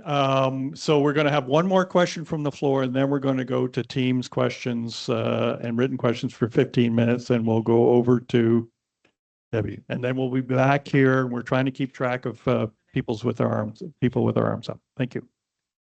Thank you very much for coming. Debbie Wiggins-Caldwell. My concern is around the environmental studies, especially since Premier Holt, shall we say, loosened the reins or the studies to further put infrastructure in place. So my concern is the environmental studies. I don't want a quick, especially since the NB New Brunswick Premier loosened the reins on the studies. So what's your thought on that? I'll maybe start and pass it back to Pro Energy as the project proponent, because they're going through the environmental impact study. NB Power does a lot of work, right? Like, we're an energy company. We have a lot of infrastructure. We're building a lot of assets across New Brunswick. We're partnering with wind developers, solar developers. We're interested in finding battery solutions as well. All of those projects have to follow a defined process by the environmental department, EIA branch, environmental impact assessment branch of the environment department here in the province. They lay out the rules, they lay out the information that's required. There's something called a technical review committee. That's where all the experts are gathered to be able to assess the impact that the project will have on the environment. And they make sure they say, these are the studies or the questions that we need to have answered to arrive at our answer to say if this project is permitted. Those TRCs go out, and the proponents then need to answer those questions. And a lot of those answers are involving engineering and environmental studies to understand the impact of the project. That's generally how it happens. I'd be happy if Landon specifically wants to talk about what they're doing on their environmental assessment right now. You're in round 3, I believe, of 5. So I'm happy to speak to it. There's no shortcuts in this space. The province has made it very clear from the outset that all of the process will be fully satisfied. I'm confident in the work that's being done by the consultants that we have on board. We're through the 3rd round of the technical review committee questions. We're going into the 4th. The largest outstanding piece is water and water source assessment, and also the wastewater, groundwater from the site. Our commitment is to come back to both council and the community when we have the water results. That's in February. So I'll come back and speak again and update based on where we are, what the findings are on water and also the water discharge. Okay, thank you. So for this portion of the meeting, final question from the floor temporarily. No, sorry, we are now, apologize, I lost track of myself. We are now going to turn to members of our team, Liza, to ask questions that have come in, either written questions or from Teams, please. Yes. Okay. This question is 2 parts, one from online and one from the floor under the same subject. Is this new energy facility to generate power to be used for AI? And how much baseload planned is due to the new data centers coming online? The short answer to all that is none. So this project was proposed well before the AI boom took hold. It was more or less in parallel with what we saw happening stateside or globally. There was a project proposed in southern New Brunswick. I think some of you may be aware of it. Its announcement, or when we became aware of it, was well after we said we needed this project. I can tell you now, if that project doesn't have its own generation or some other way to keep its operation going, there's no way NB Power can serve it with the amount of infrastructure that we have today, inclusive of the RIGS project. So that's not a part of our plan. It's not a part of how we do load forecasting. There was zero data centers in our long-term load forecast that I showed at the beginning of the meeting. Absolutely none of that is accounted for. We do have concerns, like Landon talked about. Gas turbines are selling a lot lately because of the AI industry. We're trying to figure out if there's a way to make those concerns an opportunity for New Brunswick. And I said it at the council meeting and I said it in different places. If there's no way for us to figure out why this makes sense for New Brunswick, it's likely not going to be a project that can be successful in New Brunswick. But the short answer is none of the AI data centers are part of the need for this project. Okay, thank you. Another one. Thanks. So our first question, or I guess our second question from online, why does NB Power not advise people to avoid power consumption during peak hours? I'm not talking about baseboard heat. I'm speaking about dryer use, EV charging, etc. This is a way to shave off peak demand and could avoid the need for a new peaker plant. We are, is again, the short answer, and I'll elaborate on that somewhat too. What you're speaking about there is what we call demand response, is when you appeal to people to not consume power between certain times because the grid is under stress. We do have 2 different programs today that we're offering customers, and it totals about 87 megawatts of demand response in the province. That project or that program has grown a doubling every year for the last 4 years. So when we started this activity, it was about 15 megawatts of demand response, and now we've grown it to about 87 megawatts. Year over year, we put a lot of efforts on it. We actually hired new full-time employees to help go find more megawatts to serve. There's another project happening in New Brunswick called smart meters. All right, so the smart meters allow us then to do different, more creative programs with our customers. One of those programs would be time of use electricity metering. Another one would be peak rebates.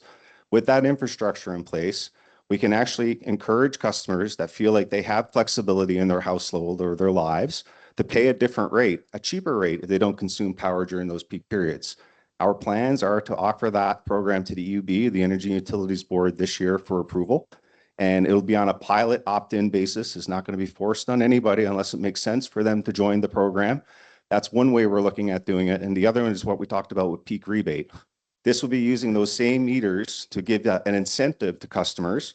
If we have a grid stress event, say tomorrow morning, and we put the appeal out to customers, we'll have the data and the infrastructure to actually measure how much customers reduce their demand and actually pay them for the power they didn't consume.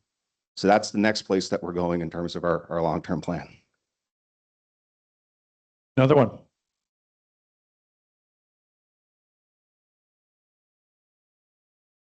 Working.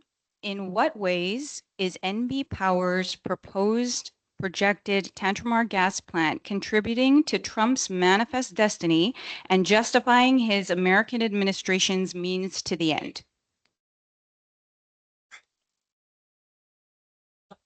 I appreciate the question. One of the parts of an earlier question I didn't fully answer, and I regret it not saying it. Maybe now is a chance to sneak that in. If you wind back the clock, when ProEnergy was selected as the preferred vendor for this project, it was 2024.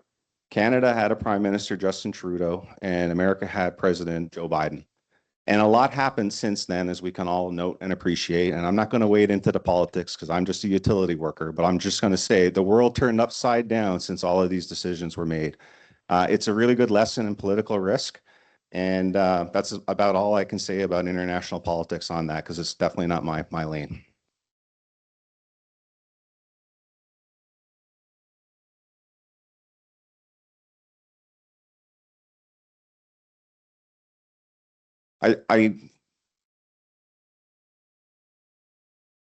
I'm trying to say an answer about, again, what does my heart want to say versus what does the laws of New Brunswick want to say. Okay. You're going to make me have to resign up here on the stage here tonight. What I'd say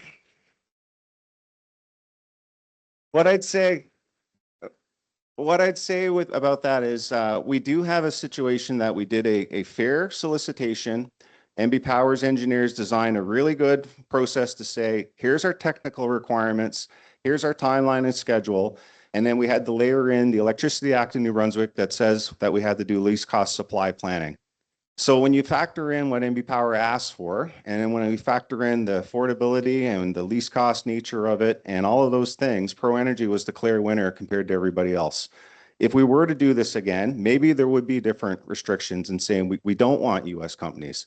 I'd hate to say that's where the world has become, because a lot of that technology was developed in the United States. They are the leaders in some of this technology.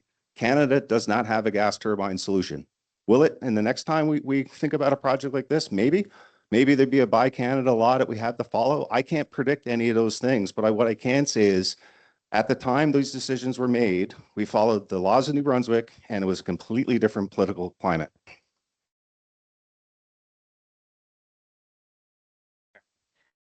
Another one from online. My question is about the claim that RIGS could burn hydrogen. Would that require a complete replacement of the pipes and machinery? Wouldn't that be just as expensive as building a new plant? I'm going to start, and then I'm going to ask about the technical side of the plant. So again, it can burn gaseous fuels, gas, right? Natural gas is the primary fuel that we're looking at today. It also has a fuel tank on site to be able to burn light oil or diesel, as we talked about. No different than a jet plane burns jet fuel or fuel oil to be able to fly. It's the same technology is what we're talking about. The good thing about that is it allows us to have optionality around what will materialize in the clean fuel space. There is a project, there are conversations happening right now in New Brunswick with companies looking at developing RNG, renewable natural gas, for example. That would be taking methane that otherwise would have came from a farmer's field and turning it into natural gas that we would consume in this facility. And then we get to the hydrogen question, which is one more for Landon. I'm not sure where the hydrogen market is going to go, but maybe Landon can elaborate on his technology. On the technology side, our fuel specification allows up to 35% hydrogen by volume. And so the components themselves are designed to withstand that. Practice has shown that pipelines can withstand up to 35%. The challenge globally has always been getting enough hydrogen to actually get to 35%. The technology was demonstrated actually in New York State. They ran a test and they used a gas turbine almost just like this, and they burned 40%. And they did that for about 2 hours until they had depleted the entire US's hydrogen supply and they had to stop. The technology today, as proposed, we can't go higher than probably about 40%. And so if by some miracle in the next decade we have enough hydrogen to actually go past that, we would have to change out combustors. Traditional pipelines can't support those types of concentrations of hydrogen. It creates a corrosive atmosphere. And so, yes, there would have to be a pretty significant infrastructure upgrade to see those high concentrations. It's a problem in the future that I'm sure there'll be plenty of government programs to help support those types of things. If that's the direction the industry goes, we're committed to making sure our turbines can burn whatever % of hydrogen is available at the time. So that's how we're approaching it. It is a significant infrastructure change, though, when you get up to those high concentrations. Today, it's not commercially viable. You can't produce that volume of hydrogen in one spot. It just can't be done. Okay, thank you. So 15 minutes goes quickly, so we're back to questions from the floor. And I think, I know you're going to be next from the right aisle, but we're back to the left aisle, and whoever's next, I believe it's Penny. Good evening. My name is Penny Mott, and I'm a member of a national. Mike, close, please. Okay. My name is Penny Mott. I'm a member of a national organization, Seniors for Climate. There hasn't been a lot said tonight apart from Doug's initial comments about climate change.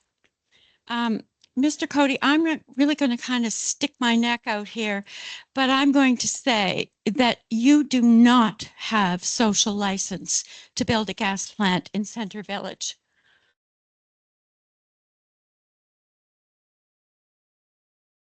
A significant number of Tantramar citizens want our utility to pursue a clean energy mandate, seeking cheaper, renewable options with battery storage systems for sustaining the reliability and the stability of the grid with no carbon emissions.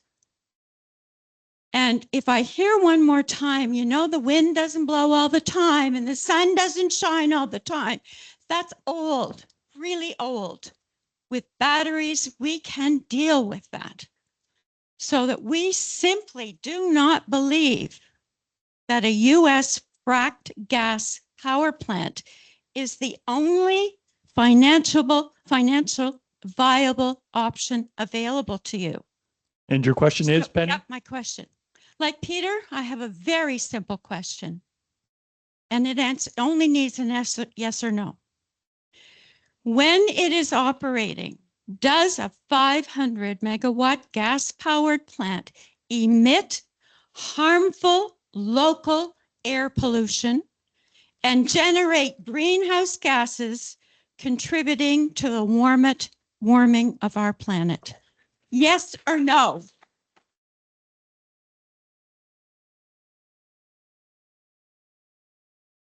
So I think the answer is no on the harmful side. I'm sorry, carbon dioxide is warming the planet. I'm not saying that, but it isn't a poison. All right, I'm emitting carbon dioxide as I speak right now. So the answer is no on the harmful pollution side of things. On the global warming, I don't want you to take that answer to say I'm denying global warming or climate change. I fully believe in it. And NB Power believes in it. It's a part of our strategic plan to get to exactly the future that you pointed out. That's what we're aiming for, and that's what we believe in as well. So we're aligned in where we need to take this province. We are trying to achieve a net zero future for New Brunswick. We need to do it responsibly. We need to protect energy security. I don't think it's fair to say we'll shut down the economy or shut off the power because we don't have enough of it. I don't think that's the future that New Brunswickers want or need right now.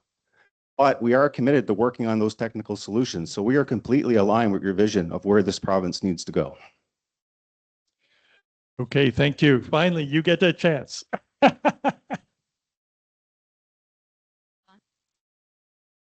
my name's Maureen. I'm relatively new to Sackville and Tantramar. I'm a single income household, and I'd like to ask the question, how has the cost effectiveness, because you've said several times Pro Energy was the cheapest, most cost effective. How has the cost effectiveness of this contract with Pro Energy been impacted by the tariff situations we're experiencing now? And just an add-on to that question, because I've heard several times on the news in the last few days that this particular project is going to see all of us impacted on our NB Power bills to a minimum of 5% or more, in addition to all of the other increases that NB Power emails about regularly. Get those two questions? Yeah, no, thank you. So on the tariff situation, NB Power has a contract that agrees the price that we will pay for the facility, for the offtake, for the service of converting the fuels that we provide the facility into electricity. There's an agreed price that doesn't see a tariff impact affecting it. Yeah, on the second part of your question is, yes, there is a rate impact related to all of our projects at NB Power. So what we need to demonstrate in the first week of February, and again, you're all welcome to watch online if you can't participate in person, is that this is a prudent investment. It's the best investment for New Brunswickers. And we are seeing a lot of the same questions that many of you have raised. The team, and many of them sitting in the front row here with me tonight, have been answering those questions for the regulators. And we will be tested under oath to say, is that the right information? And then the other people that participate in the hearing, we call them interveners as their technical term, have hired their own experts to refute the NB Power evidence. And the regulated board, the people that make the decisions, have the really difficult decision of saying, we hear all the evidence in front of us. This is the thing that we're going to rule. You're right and you're wrong, and this is the way the project's going to go ahead. So it's one thing for me to say something, but we have a regulatory system in New Brunswick that's going to actually weigh in and say if this is the right investment for New Brunswickers. Okay, thank you. So Barb, I'm not sure who's next from your aisle. Okay, oh, Mike's already there. Thank you. You mentioned that batteries are out of reach economically. This is what you said. Is it possible to overbuild our renewable capacity in New Brunswick and use the immense battery we have next door with Hydro-Quebec? And this would bring the solutions and modern solutions and not 20th century to the problem we understand quite well.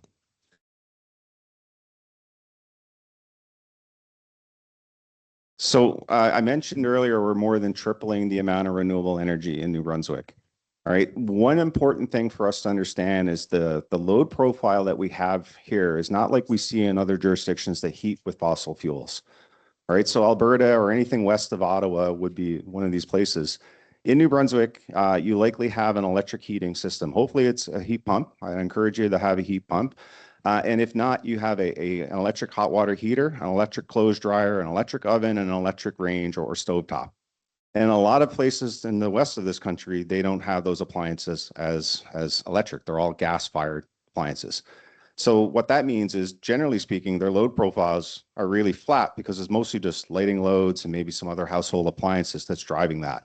In New Brunswick, we have a relatively low summer peak. Even though we had a really hot summer this year, the biggest loads that we saw were in the 1,700 megawatt range for the entire province.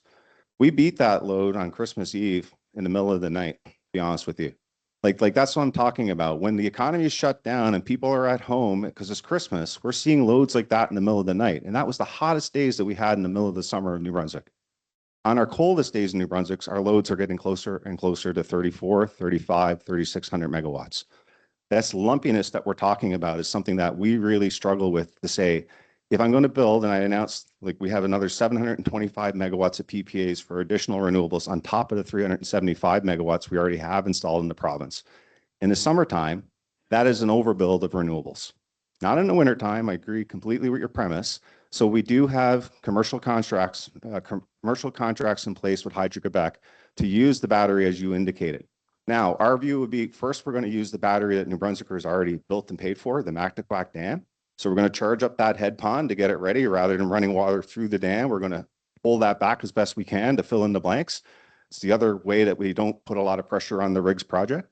The second thing we're going to do is look for ways to economically monetize that energy. Is there a market nearby? Maybe PEI, maybe Nova Scotia, maybe New England. Maybe somebody else could use that power and we can use the profits from that sale to offset rate pressure in the province. And the third thing is going to do exactly what you indicated. We're going to sell power or move power from New Brunswick into Hydro-Quebec and take it back at a later time to shift that, week to week, season to season. Really good idea, and I really appreciate the question. The second part is, how do we solve for that winter peakiness?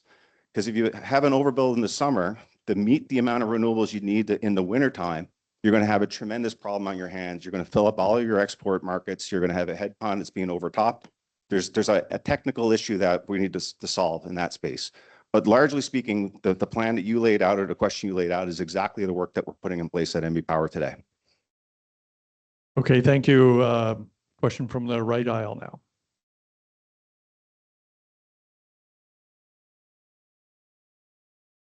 Hello? You can hear me, eh? Awesome. Yes. First off, I'd like to thank Mr. NB Power here for coming here and bringing your Yankee sympathizers. It takes a lot of guts to stand up on that stage, right? Knowing how much we hate you. People have talked about batteries and all that. I understand that New Brunswick is running out of power.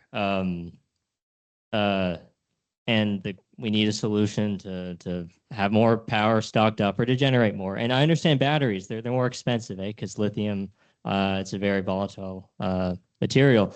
I have to wonder, though, if you'd maybe consider spending a little bit more money just knowing that our lives are on the line. You're going to go in and you're going to cut down forests. So you're going to make sure animals don't have a place to go. You're going to ruin people's view. You're going to poison at least our air. I don't know about the water. I guess we'll see in the coming years. And you're going to contribute to climate change with greenhouse gases. And I wonder if you would just consider maybe investing a little bit more money in our future. When you look at the climate crisis, like, for God's sakes, if you could just consider that some of us are going to be here around a little bit longer and would maybe like to have a planet to come home to 80 years from now.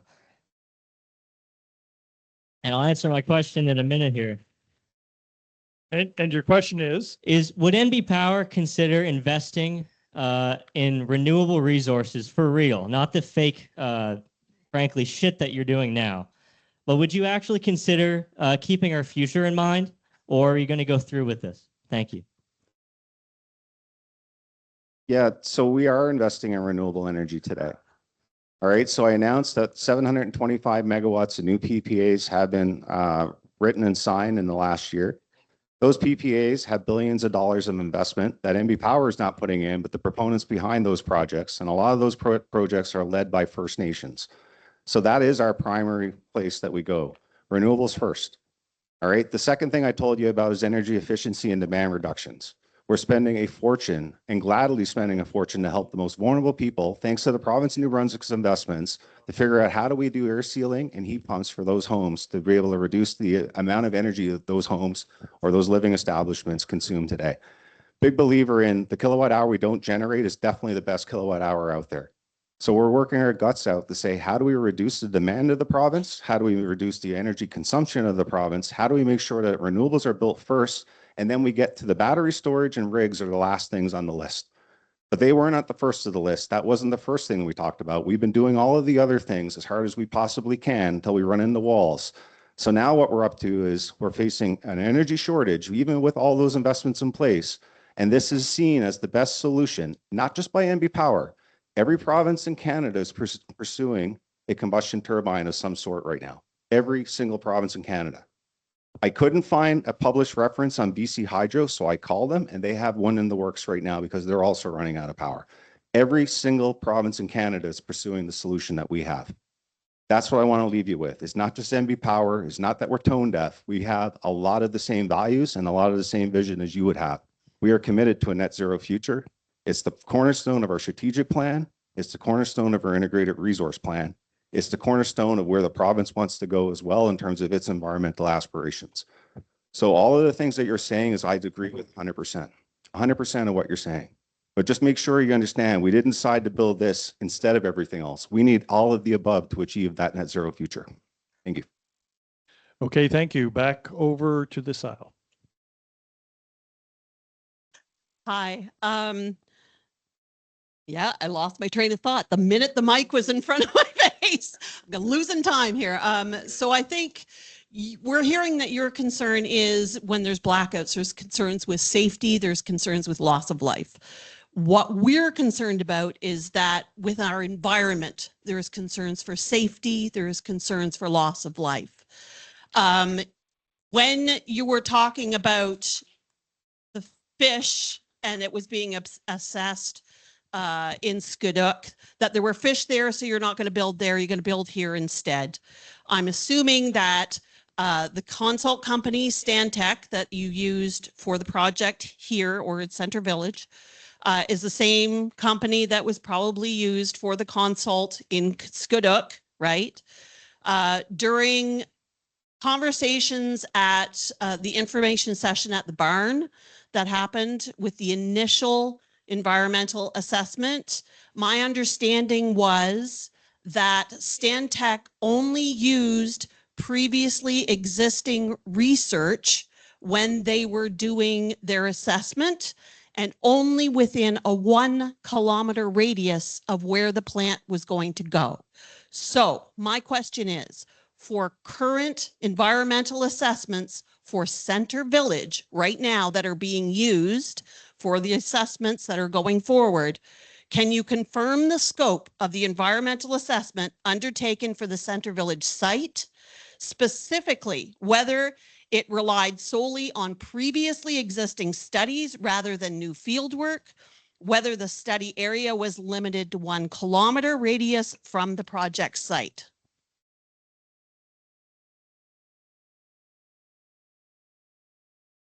I'm going to start the question, and maybe I'm going to ask Mr. McIsaac to fill in exactly what he has in his environmental study.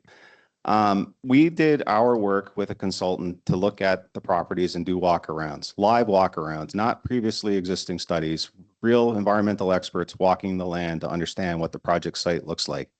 I think there may be a misunderstanding in terms of what I've communicated. The Skuduk property is a swamp, a bog, whatever label you want to put on it. And there's live fish directly underneath the footprint of where the plant would have been sited. The Center Village site has fish. I'm not saying there's no fish in Center Village. What I'm saying is directly underneath the plant, there is no watercourses. That's the difference between the two sites. We didn't have a parcel big enough in Skuduk to site this plant without having to disrupt the fish. And DFO, Department of Fisheries and Oceans in Ottawa, have requirements to say we need a Fish Act authorization if we're going to disturb any fish living water bodies. All right, that's the difference between the two sites. And maybe I'll pass it to John to speak specifically to his environmental impact assessment. So thank you. Great question. And Yes, it is all based on active field work from 2024 and into 2025. So there's field work that campaigns that were done by Stantec subject matter experts, where they spent the time in the field, prepared the data, produced the analysis that then supported the submission of the registered project. Yep.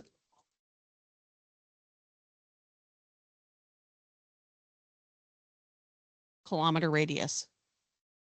I honestly can't answer 1 kilometer versus outside of 1 kilometer. It's a great question. So we'll take it away and we'll come back with a response. Information that Sure. would be helpful. Thank you. Sure. Yep. I'm going to introduce Matt Gorman. Matt runs a lot of our environmental impact studies at NB Power, and he may have some information to share on this specific question. Definitely. Thank you. So yeah, what you're describing is the parameters of assessment for each value component that's defined under an assessment that we undertake. So you're looking at air, water, noise, socioeconomic, et cetera. Each has a boundary. So as Brad mentioned, when we're talking about the fish in Skiduk versus the fish in Center Village, the 1 kilometer surface area is the local assessed area for that value component for the direct assessment for the project footprint that you're building. When you're talking about air emissions, it might be a 20 kilometer radius because it all depends on where those impacts reside. That is all based off of theoretical and study-based evidence on where does the wind flow path go. So you're looking at plumes, you're looking at groundwater source supplies. That determines the value component extent of study. So there's 2 terms that you'll read within the EIA. One is the local assessed area. The other is the project development area. The project development area is the direct impacts of soil removal, foundation, and construction. The local assessed area varies per value component based off the extent of the study duration that's determined through the scientific experts that we hire to support. Pardon me? The project development area, if we're not impacting the fish. And that's the ongoing studies that Landon alluded to, that once you have that determination, you look at downstream receiving environments, that expands the study area that you need to investigate.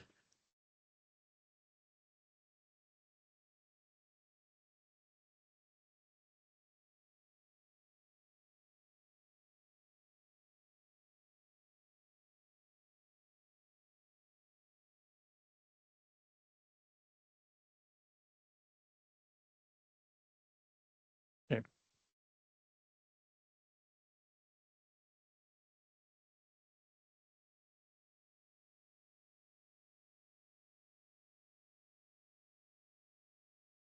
Yeah, and with respect, and I'll turn this over to Landon and John as well. So the IAC reference document that you're alluding to on the early registration was solely for a screening protocols under the federal government's requirement to review the project. We would direct you to the environmental impact assessment being managed locally.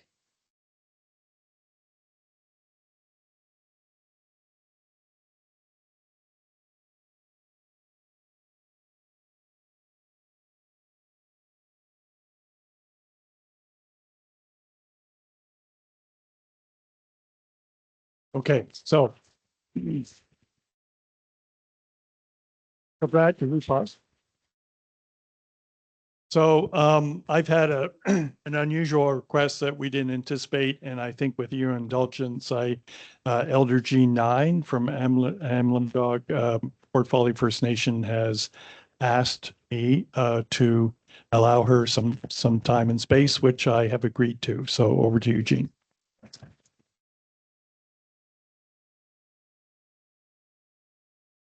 I am a pipe carrier, which means that I'm responsible for people.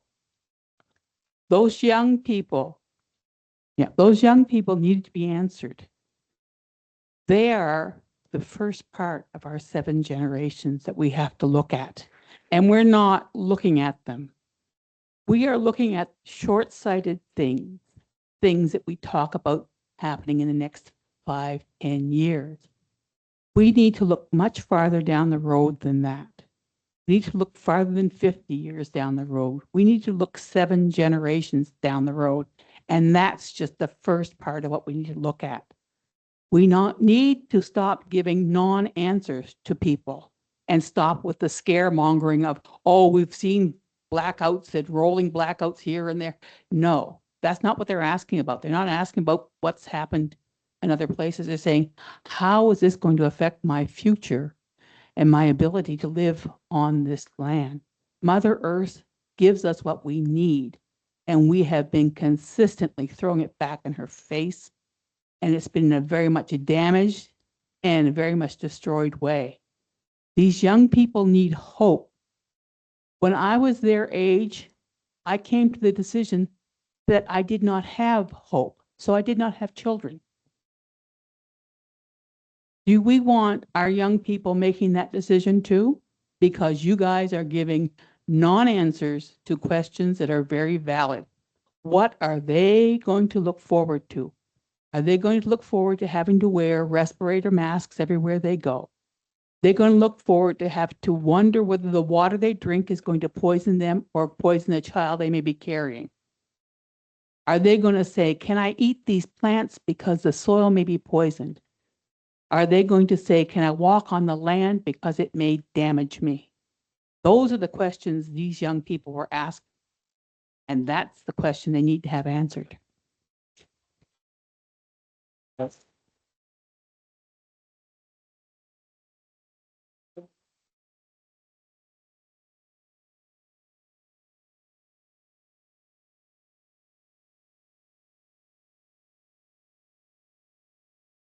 Thank you, Jean. Wise words. So we're going to go back to, where are we, Woody? Okay.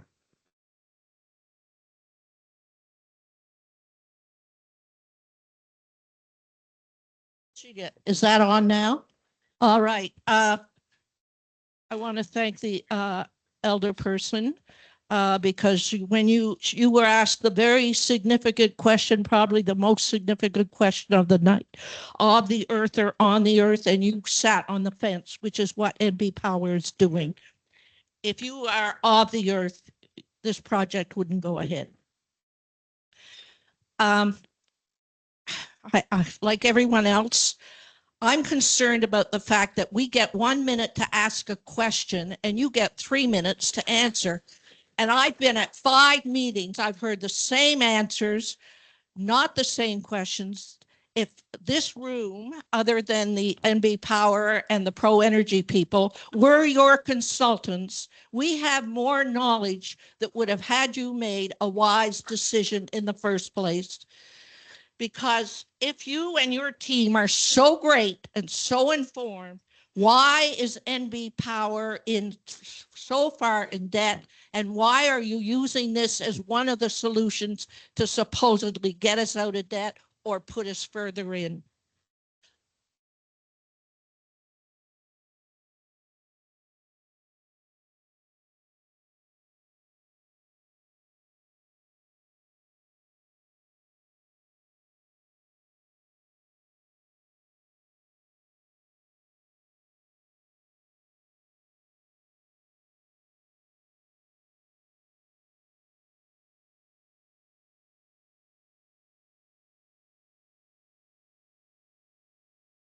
So on the 1 minute versus 3 minutes, I do hear your point, and the intention was to allow everybody the opportunity to have a question answered. That was the intention.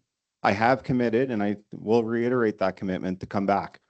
If there's more questions or more dialogue or more things that I can do that help people understand the way we thought about this project or how we arrived here, I'm committed to do that. The second thing I'd say, I've been thinking about that question about on the earth a lot. The way I think about it, I wake up every morning, I make a coffee, and I'm burning coal right now to fire that coffee maker. Other days, I'm burning heavy fuel oil. All right. And I know the premise of the question is we need to get off of fossil fuels, full stop, period. But what I'm trying to say is I'm trying to use this as a displacement mechanism to reduce the amount of fossil fuels that we're burning in the province. I can't get the renewable outcomes that everybody wants us to achieve unless I have the synchronous condensers that this project will give us. I can't fill in the blanks with just batteries. It's all a part of the solution. And I've said it a few times about how committed we are to net zero and what we're trying to do to achieve it. But that's the kind of things, the trade-offs that go on in my mind when I say, how do you support a project like this is what is the benefits that are going to come from it? What are we going to displace? And is it going to lead to a cleaner future? Then the other things that we're working on is to say, well, how do we find those clean fuels to power it up? Again, it's not an MB Power only thing. Every province in Canada right now, every single province in Canada is pursuing a similar technology as we are. All right, so that's what I want you to leave you with. On the MB Power situation, I'm proud to say that the government of New Brunswick have us under what's called a comprehensive review. They spoke, they've had many town hall meetings just like this. They heard from many concerned citizens around what's going on in MB Power, and they've taken the advice and the opinions from people to say what they would do to fix it. They're getting close to finishing their work now, is what I understand, and we'll see a report that hopefully leads to a better future for MB Power. I hope there's a lot of good things in there that myself and our executive team can learn from.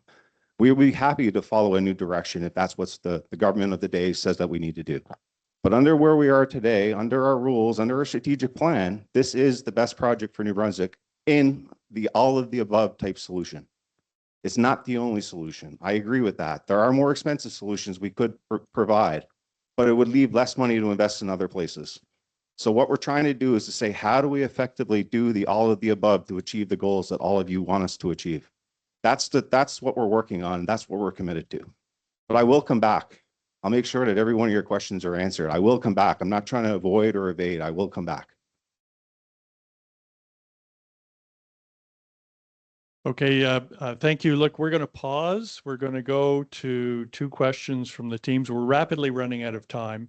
So realistically, when we come back, we can probably only take 2 questions per aisle. And we already have on this aisle 2 people selected, and I don't know who selected from that side. So we're going to go to the team's questions, please, or the written questions.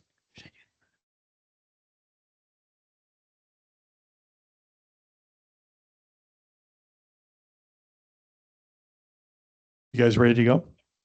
Yeah. So yeah, we have a number of questions online. We have been trying to prioritize based on what we're getting for written responses as well. So the question that we're going to ask here is, most community members in and around Tantramar do not support this project. It seems as if MB Power is here to help us feel more comfortable with it rather than accept that the community is not willing to be the location for a gas plant.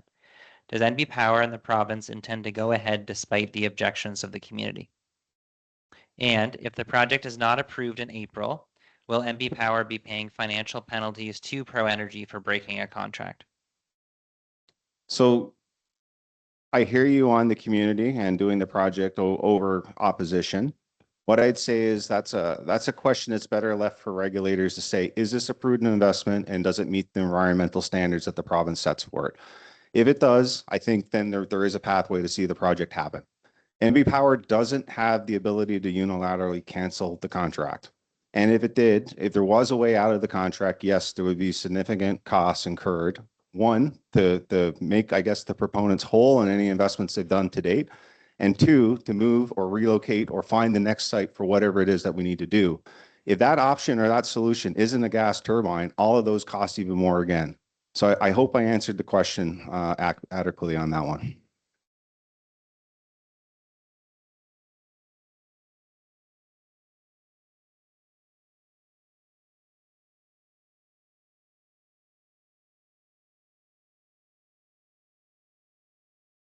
Correct. If it doesn't get an environmental approval or an economic regulator, the UB approval, then the project gets canceled. Okay, second question, please. Another question from online. NB Power has told New Brunswickers that rolling blackouts are likely unless the Tantramar plant is built. Given the risks of delay, cost overruns, or cancellation inherent in major infrastructure projects, what specific contingency measures does NB Power have in place if the Tantramar RIGS plant does not come online as scheduled? Sorry, the question is, what will we do for rolling blackouts? Yeah, what does what specific contingency measures does NB Power have in place if the RIGS plant doesn't come online as scheduled, given the context that NB Power has told New Brunswickers that rolling blackouts are likely unless the plant is built? Yeah, so we take this risk very, very seriously. It's one of our top corporate risks. Every corporation has what they call their risk register, and this one is red and blinking right now in terms of its severity.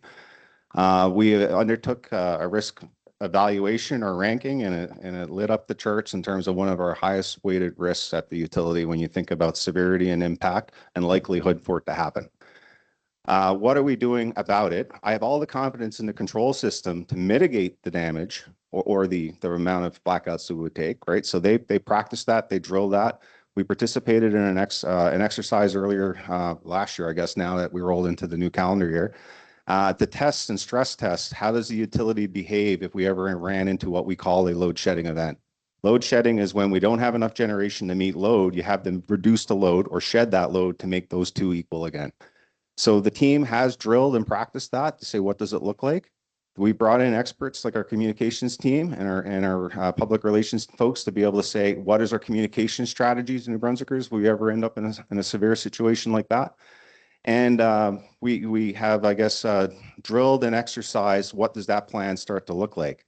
You may have noticed when I talk in the media, I say it's always a good idea to have a 72-hour plan, right? So all of us should have a kit in case something bad happens, whether it's a huge storm or an event like I'm talking about or something like that. So I'll leave you with the confidence that the utility knows what to do to mitigate the impact. But if the event was to occur, it's going to have a massive disruption on the province of New Brunswick and each and every one of our lives. All right. The idea would be to shed load across the province and do it in a way that minimizes the damage, but keep that event going for as long as it takes to alleviate the generation shortage or to see load get back down to the available generation. Okay, thank you. We're going to go back to the floor and we're on this aisle here. Hi, yeah. Brad, you mentioned that the NPCC requirements. So, and back to the Energy Utility Board, the public intervener, who is actually standing on the Energy Utility Board to speak mostly for ratepayers, like everybody in this room, presented an expert witness report by Jeffrey Palermo. His evidence states, and I quote, "The most recent Maritimes Area Resource Adequacy Review study shows that NB Power has enough resources available without the RIGS generation to meet or exceed its planning requirements through 2030. The RIGS project cannot be justified by regional planning criteria and studies." So given that it's already been proven that you don't need it by experts, and that's just one report of 3 that prove the RIGS project wrong, why, we just don't understand why NB Power is so determined to ignore the science, to ignore the experts, and to ignore the community doesn't want it.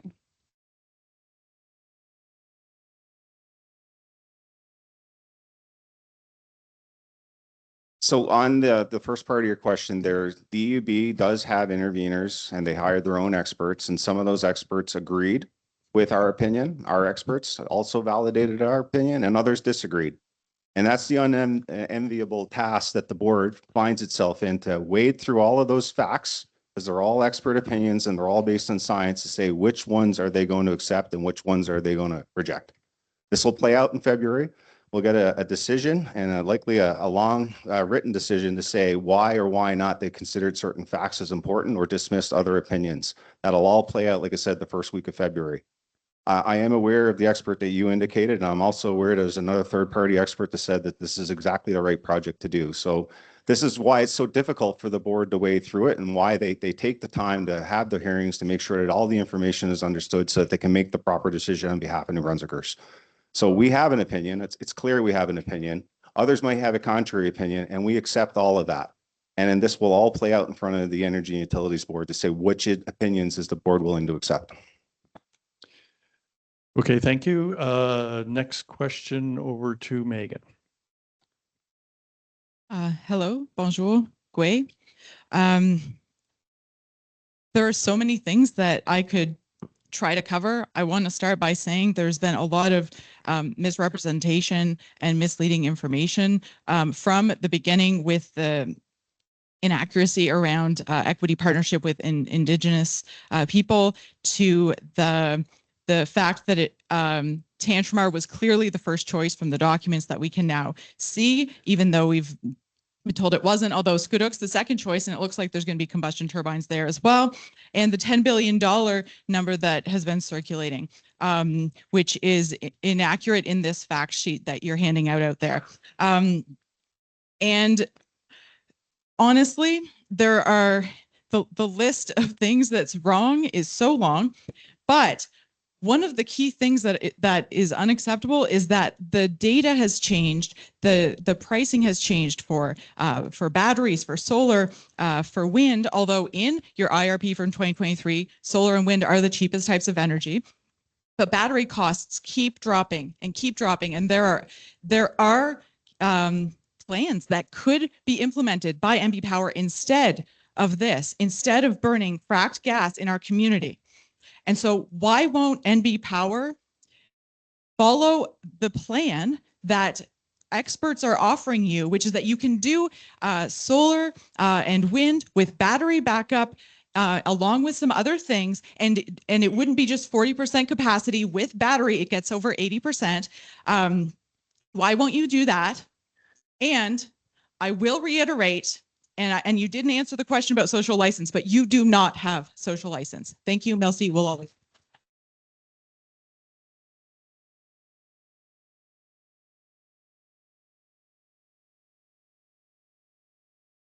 Thank you for the question. What I am saying is that we're following the plan as blessed by Environment Canada in our integrated resource plan that was based on draft 1 of the very stringent clean electricity regulations.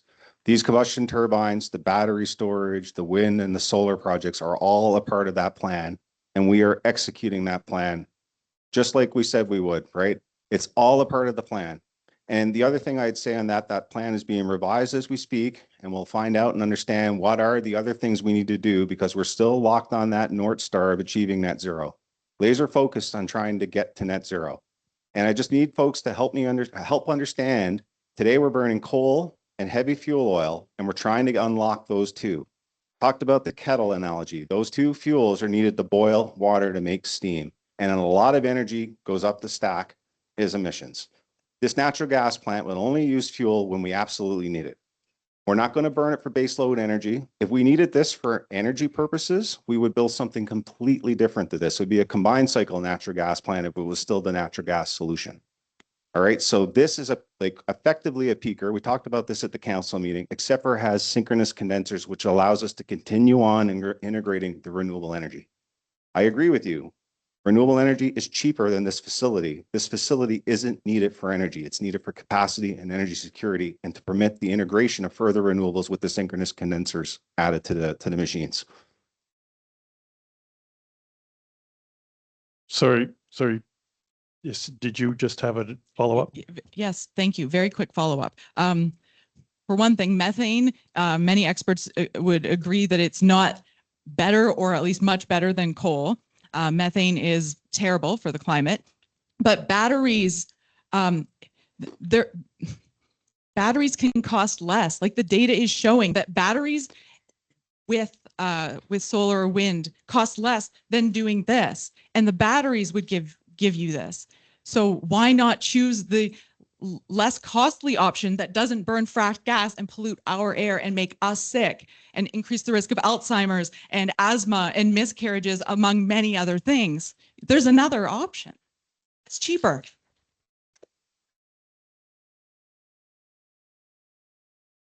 So based on the information, when we did our 2023 solicitation, we assessed live projects. These are projects led largely by Indigenous communities with reputable battery companies behind them, and came to the determination that this was more expensive than the natural gas facility that we're talking about today.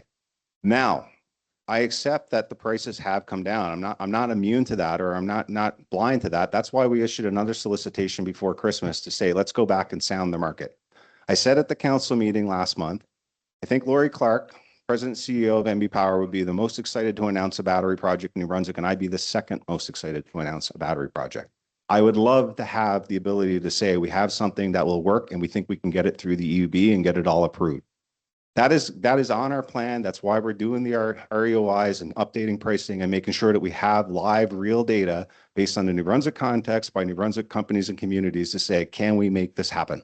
That is a commitment. That is a part of our integrated resource plan, and it's a part of our net zero transition. I'm not disagreeing with you that batteries have a very valued role in New Brunswick. We're trying to figure out how to get one in New Brunswick actively as we speak. Okay, thank you. So final question from the left aisle, please. Okay, is this on? Yeah. So I've been drawing diagrams on the whiteboard behind you for more than 20 years. And you put up a diagram here which had a flat line for projected demand amounts and then one that was steeply sloped upwards, which I guess is the maximum. And I'm kind of wondering, I guess, two things, and I'm hoping that you can relieve some of the cognitive dissonance that I feel. So you're projecting a dramatic increase in demand. I'm thinking that you're getting there by looking at the last few periods of population growth in New Brunswick, which are kind of unusual. And that population growth has fallen in its rate and even turned negative recently. So just looking at a few periods is problematic. I mean, if you looked at a hockey season and the Leafs won a couple of games in a row, you wouldn't necessarily bet on them winning the Stanley Cup. So probably the increase in demand is going to be somewhat lower than you're projecting. So it may not be as desperate a case as you're making. But let's suppose your desperate case is true. How is it on the other side that you're only going to run this facility 7% of the time? That doesn't fit. Yeah, no, it's a complicated question. I don't know if we can get that graph back up, but I'll assume we can't, but I'll happily talk to you about it after. The case with the more flat line, that's our conservative model. That's what we call our 50% probability model. And I don't know if you teach physics or not, but I always remember if the current's going down the river at a certain speed, what angle do you have to turn your boat in so that it goes straight across the river, if you follow my analogy? So what we're seeing is there's implicit load growth that's being bent down because of the energy efficiency investments. And that's why it looks kind of straight and across. By regulation, we're very quickly getting to a place that we have to deliver 0.7%, 0.75% of our sales in energy efficiency outcomes for New Brunswickers by regulation. So the regulations needed to help justify the investments when we go back to DUB. All right, so we are working hard to make sure that that high case doesn't happen, or if it does happen, we pull or bend that curve down as low as we possibly can so we don't need to build more resources. That is the most economical solution for New Brunswickers. Again, the kilowatt hours we don't need to generate are the cheapest ones. That's what we're pursuing and laser focused on it. The high case is there because that is a case that is statistically possible. So what we end up with is a P50, and I'll call it the P90. Some people call it the P10 case to say you could go as high as this over the next 20 years. I'm not going to stand here today to say in 20 years our load will be at that high point, so we better make investments today in a fossil fuel fired facility. That's not what I'm trying to say. What I'm trying to say is those investments are based on the average case or the P50. When I say P, that means probability. 50% probability versus a 90% probability case, or 10, as some people think about it. So I'm with you. I agree with you, but I don't want to leave you with the impression that we've made this investment decision because we think the load could go super fast, super high forever, and that's sustainable. That's not at all what we're trying to communicate here tonight. Okay, thank you. So two more questions, one from the floor and one from written questions. Over to you, Miko. Okay. This first part is a rhetorical question, but Brad Cody, could you breathe this summer when the wildfires were ongoing? Could you leave your house without experiencing severe health effects? I ask because I could not. My name is Miko. I'm 22 years old. In theory, I should live a lot longer than you, but I'm chronically ill. Wildfire smoke and other air pollution poses a high health hazard to me and other vulnerable people, even at levels that environmental regulations consider safe for able-bodied people, such as how going outside during wildfire smokes this summer made me have severe migraines. Despite your earlier lies in response to Penny's question, we know that this gas plant will increase air pollution, increase rates of cancer, asthma, and other illnesses and disabilities, and that the non-comprehensive environmental impact assessment did not consider human health impacts. What are you doing to prevent killing people like me?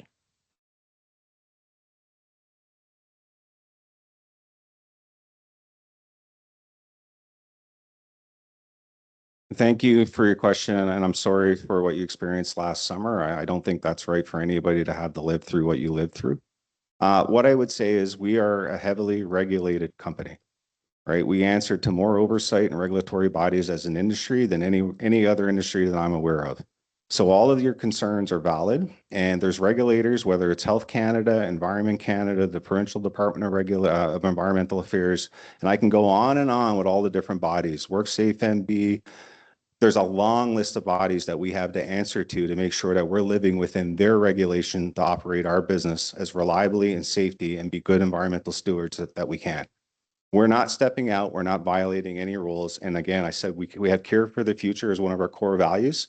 That's about the future generations, the 7 generations that we talked about earlier. And it's about our environmental sustainability. And it's about net zero. That's a core value of this company, and we use it in making our decisions. So we are committed to it. We don't get to set the regulations. Others impose that onto us, and then we live by those regulations, and we're happy to live by those regulations. And we don't accept the minimum. Just because they say you can go here, we always strive to say, how do we make sure that we lessen our environmental impact? Whether it's air emissions, whether it's fish and wildlife, all of the things that we talked about here tonight, we take dramatically and desperately serious. Everything that we do at NB Power has an environmental impact, but we provide a service that others say they desperately need. And lately we've been hearing it's becoming desperately less and less affordable for them to do the things that they need to do with their lives, take care of their medical equipment, do different things, and how they use their electricity to live their lives or stay comfortable. Your points are valid, and I do share your views on that. And we do strive to make sure that we have the most, we're good environmental stewards. We strive to be good environmental stewards is the words I'm trying to say. And we have to live within the box that the regulators put us in. That's the answer. Thank you. Final question of the evening from a Teams or written question. I'm not sure which. Perfect. Given public reporting that Skuduk may be considered for a future 600 megawatt gas plant, what prevents NB Power from similarly expanding capacity at the Tantramar site?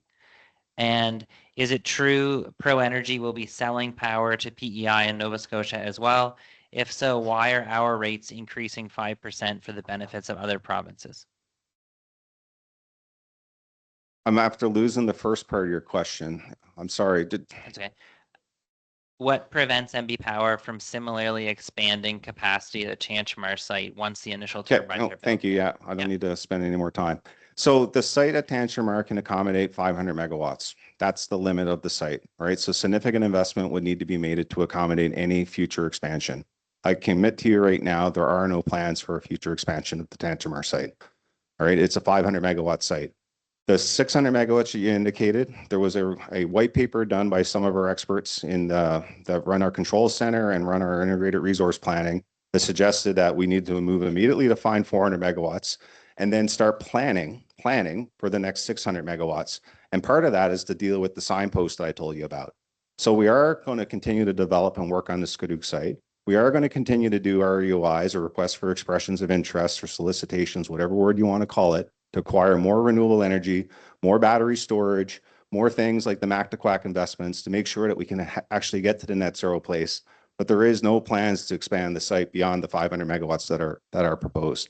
And we are trying to avoid another 600 megawatt combustion turbine. That's not what that answer or that study said, is we had to start planning for it, not that we had to commit to building it today. The second thing about the sales to Nova Scotia and PEI, we are the exclusive off-taker from the facility. So ProEnergy will not be making any sales beyond the service that they provide NB Power. So I just want to also make sure that that's clear with everybody in the audience. We are the exclusive buyer of that power, and we're going to use it to serve New Brunswickers. And we're going to use the integrated renewable integration component of it about 85% of the time, which we talked about a lot, to make sure that we can keep our grid stable with all the renewables we're planning to bring on. Okay, so thank you, Brad. We're going to briefly wrap up, but there are a couple things that we are going to do. First of all, I wanted to thank everyone for their time and patience. In terms of our perspective from the Climate Change Advisory Committee, it's pretty clear to us that this format is not the best format for having a discussion, but it is the format that was selected. And so if we have meetings in the future, obviously we'll have conversations about how you can have conversations. So I guess that's the point that this is certainly what I heard. Brad, I'm going to give you a final chance you've heard lots of points of view and opinions this evening. And I wonder if you could just briefly reflect on what you heard, what NB Power may take on board as a result of tonight's discussion, and how your team will engage the citizens of Tantramar in a meaningful manner in the months and years to come. Thank you. I'm going to ask for a reminder on some of the three parts of that. And I got the first one. Yeah. Basically, what happens now, and what did you hear? Yeah, no, I heard a And lot what happens next? I heard a lot of opinions around what we're doing wrong and what we could do better. I heard that loud and clear. I had a wonderful question from an elder in the audience that's going to live with me probably for the rest of my life. I really do appreciate that question, and it's something that had an impact on me and will continue to have an impact on me. I also heard there's a lot of interest in talking about energy and energy policy and energy opportunities in this province from this community, and I do want to come back. So I talked about our integrated resource plan. We're in the process of completing the 2026 edition of that plan. And I'd like to come back and talk about our findings in that plan to hear your opinions on it. It's really important. If I can get somebody to give up their evening to spend some time with me to understand and hear and talk about these types of issues, I can't ask for a better audience. So I do really appreciate you all taking the time to show up tonight and share your opinions and make sure that we're aware that there's different ways of thinking about this and that you all have different opinions around different solutions that we should be considering. So that's something that's really important that we hear. If your voice isn't heard, if it's not spoken and it's not heard, we can't make this province better.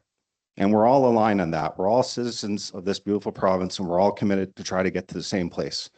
And we all have to figure out how to share those opinions in a respectful way, which you were tonight, and I appreciate that. And that's why I'd love to come back if you'll have me to talk about these issues going forward. Thank you. Okay, thank you. So just before I wrap up, I have a short snapper for you. My team tells me that there are a ton of questions that have come in written and by teams. If we were to consolidate those things that we can get written responses from. Okay, good, thank you.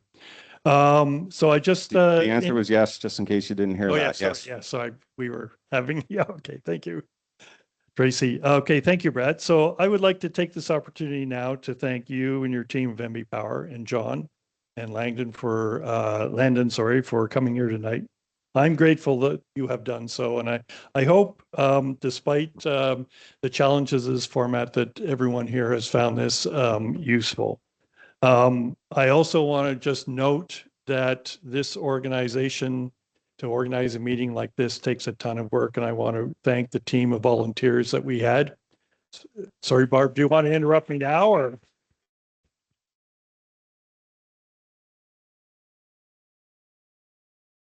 Sorry, go ahead.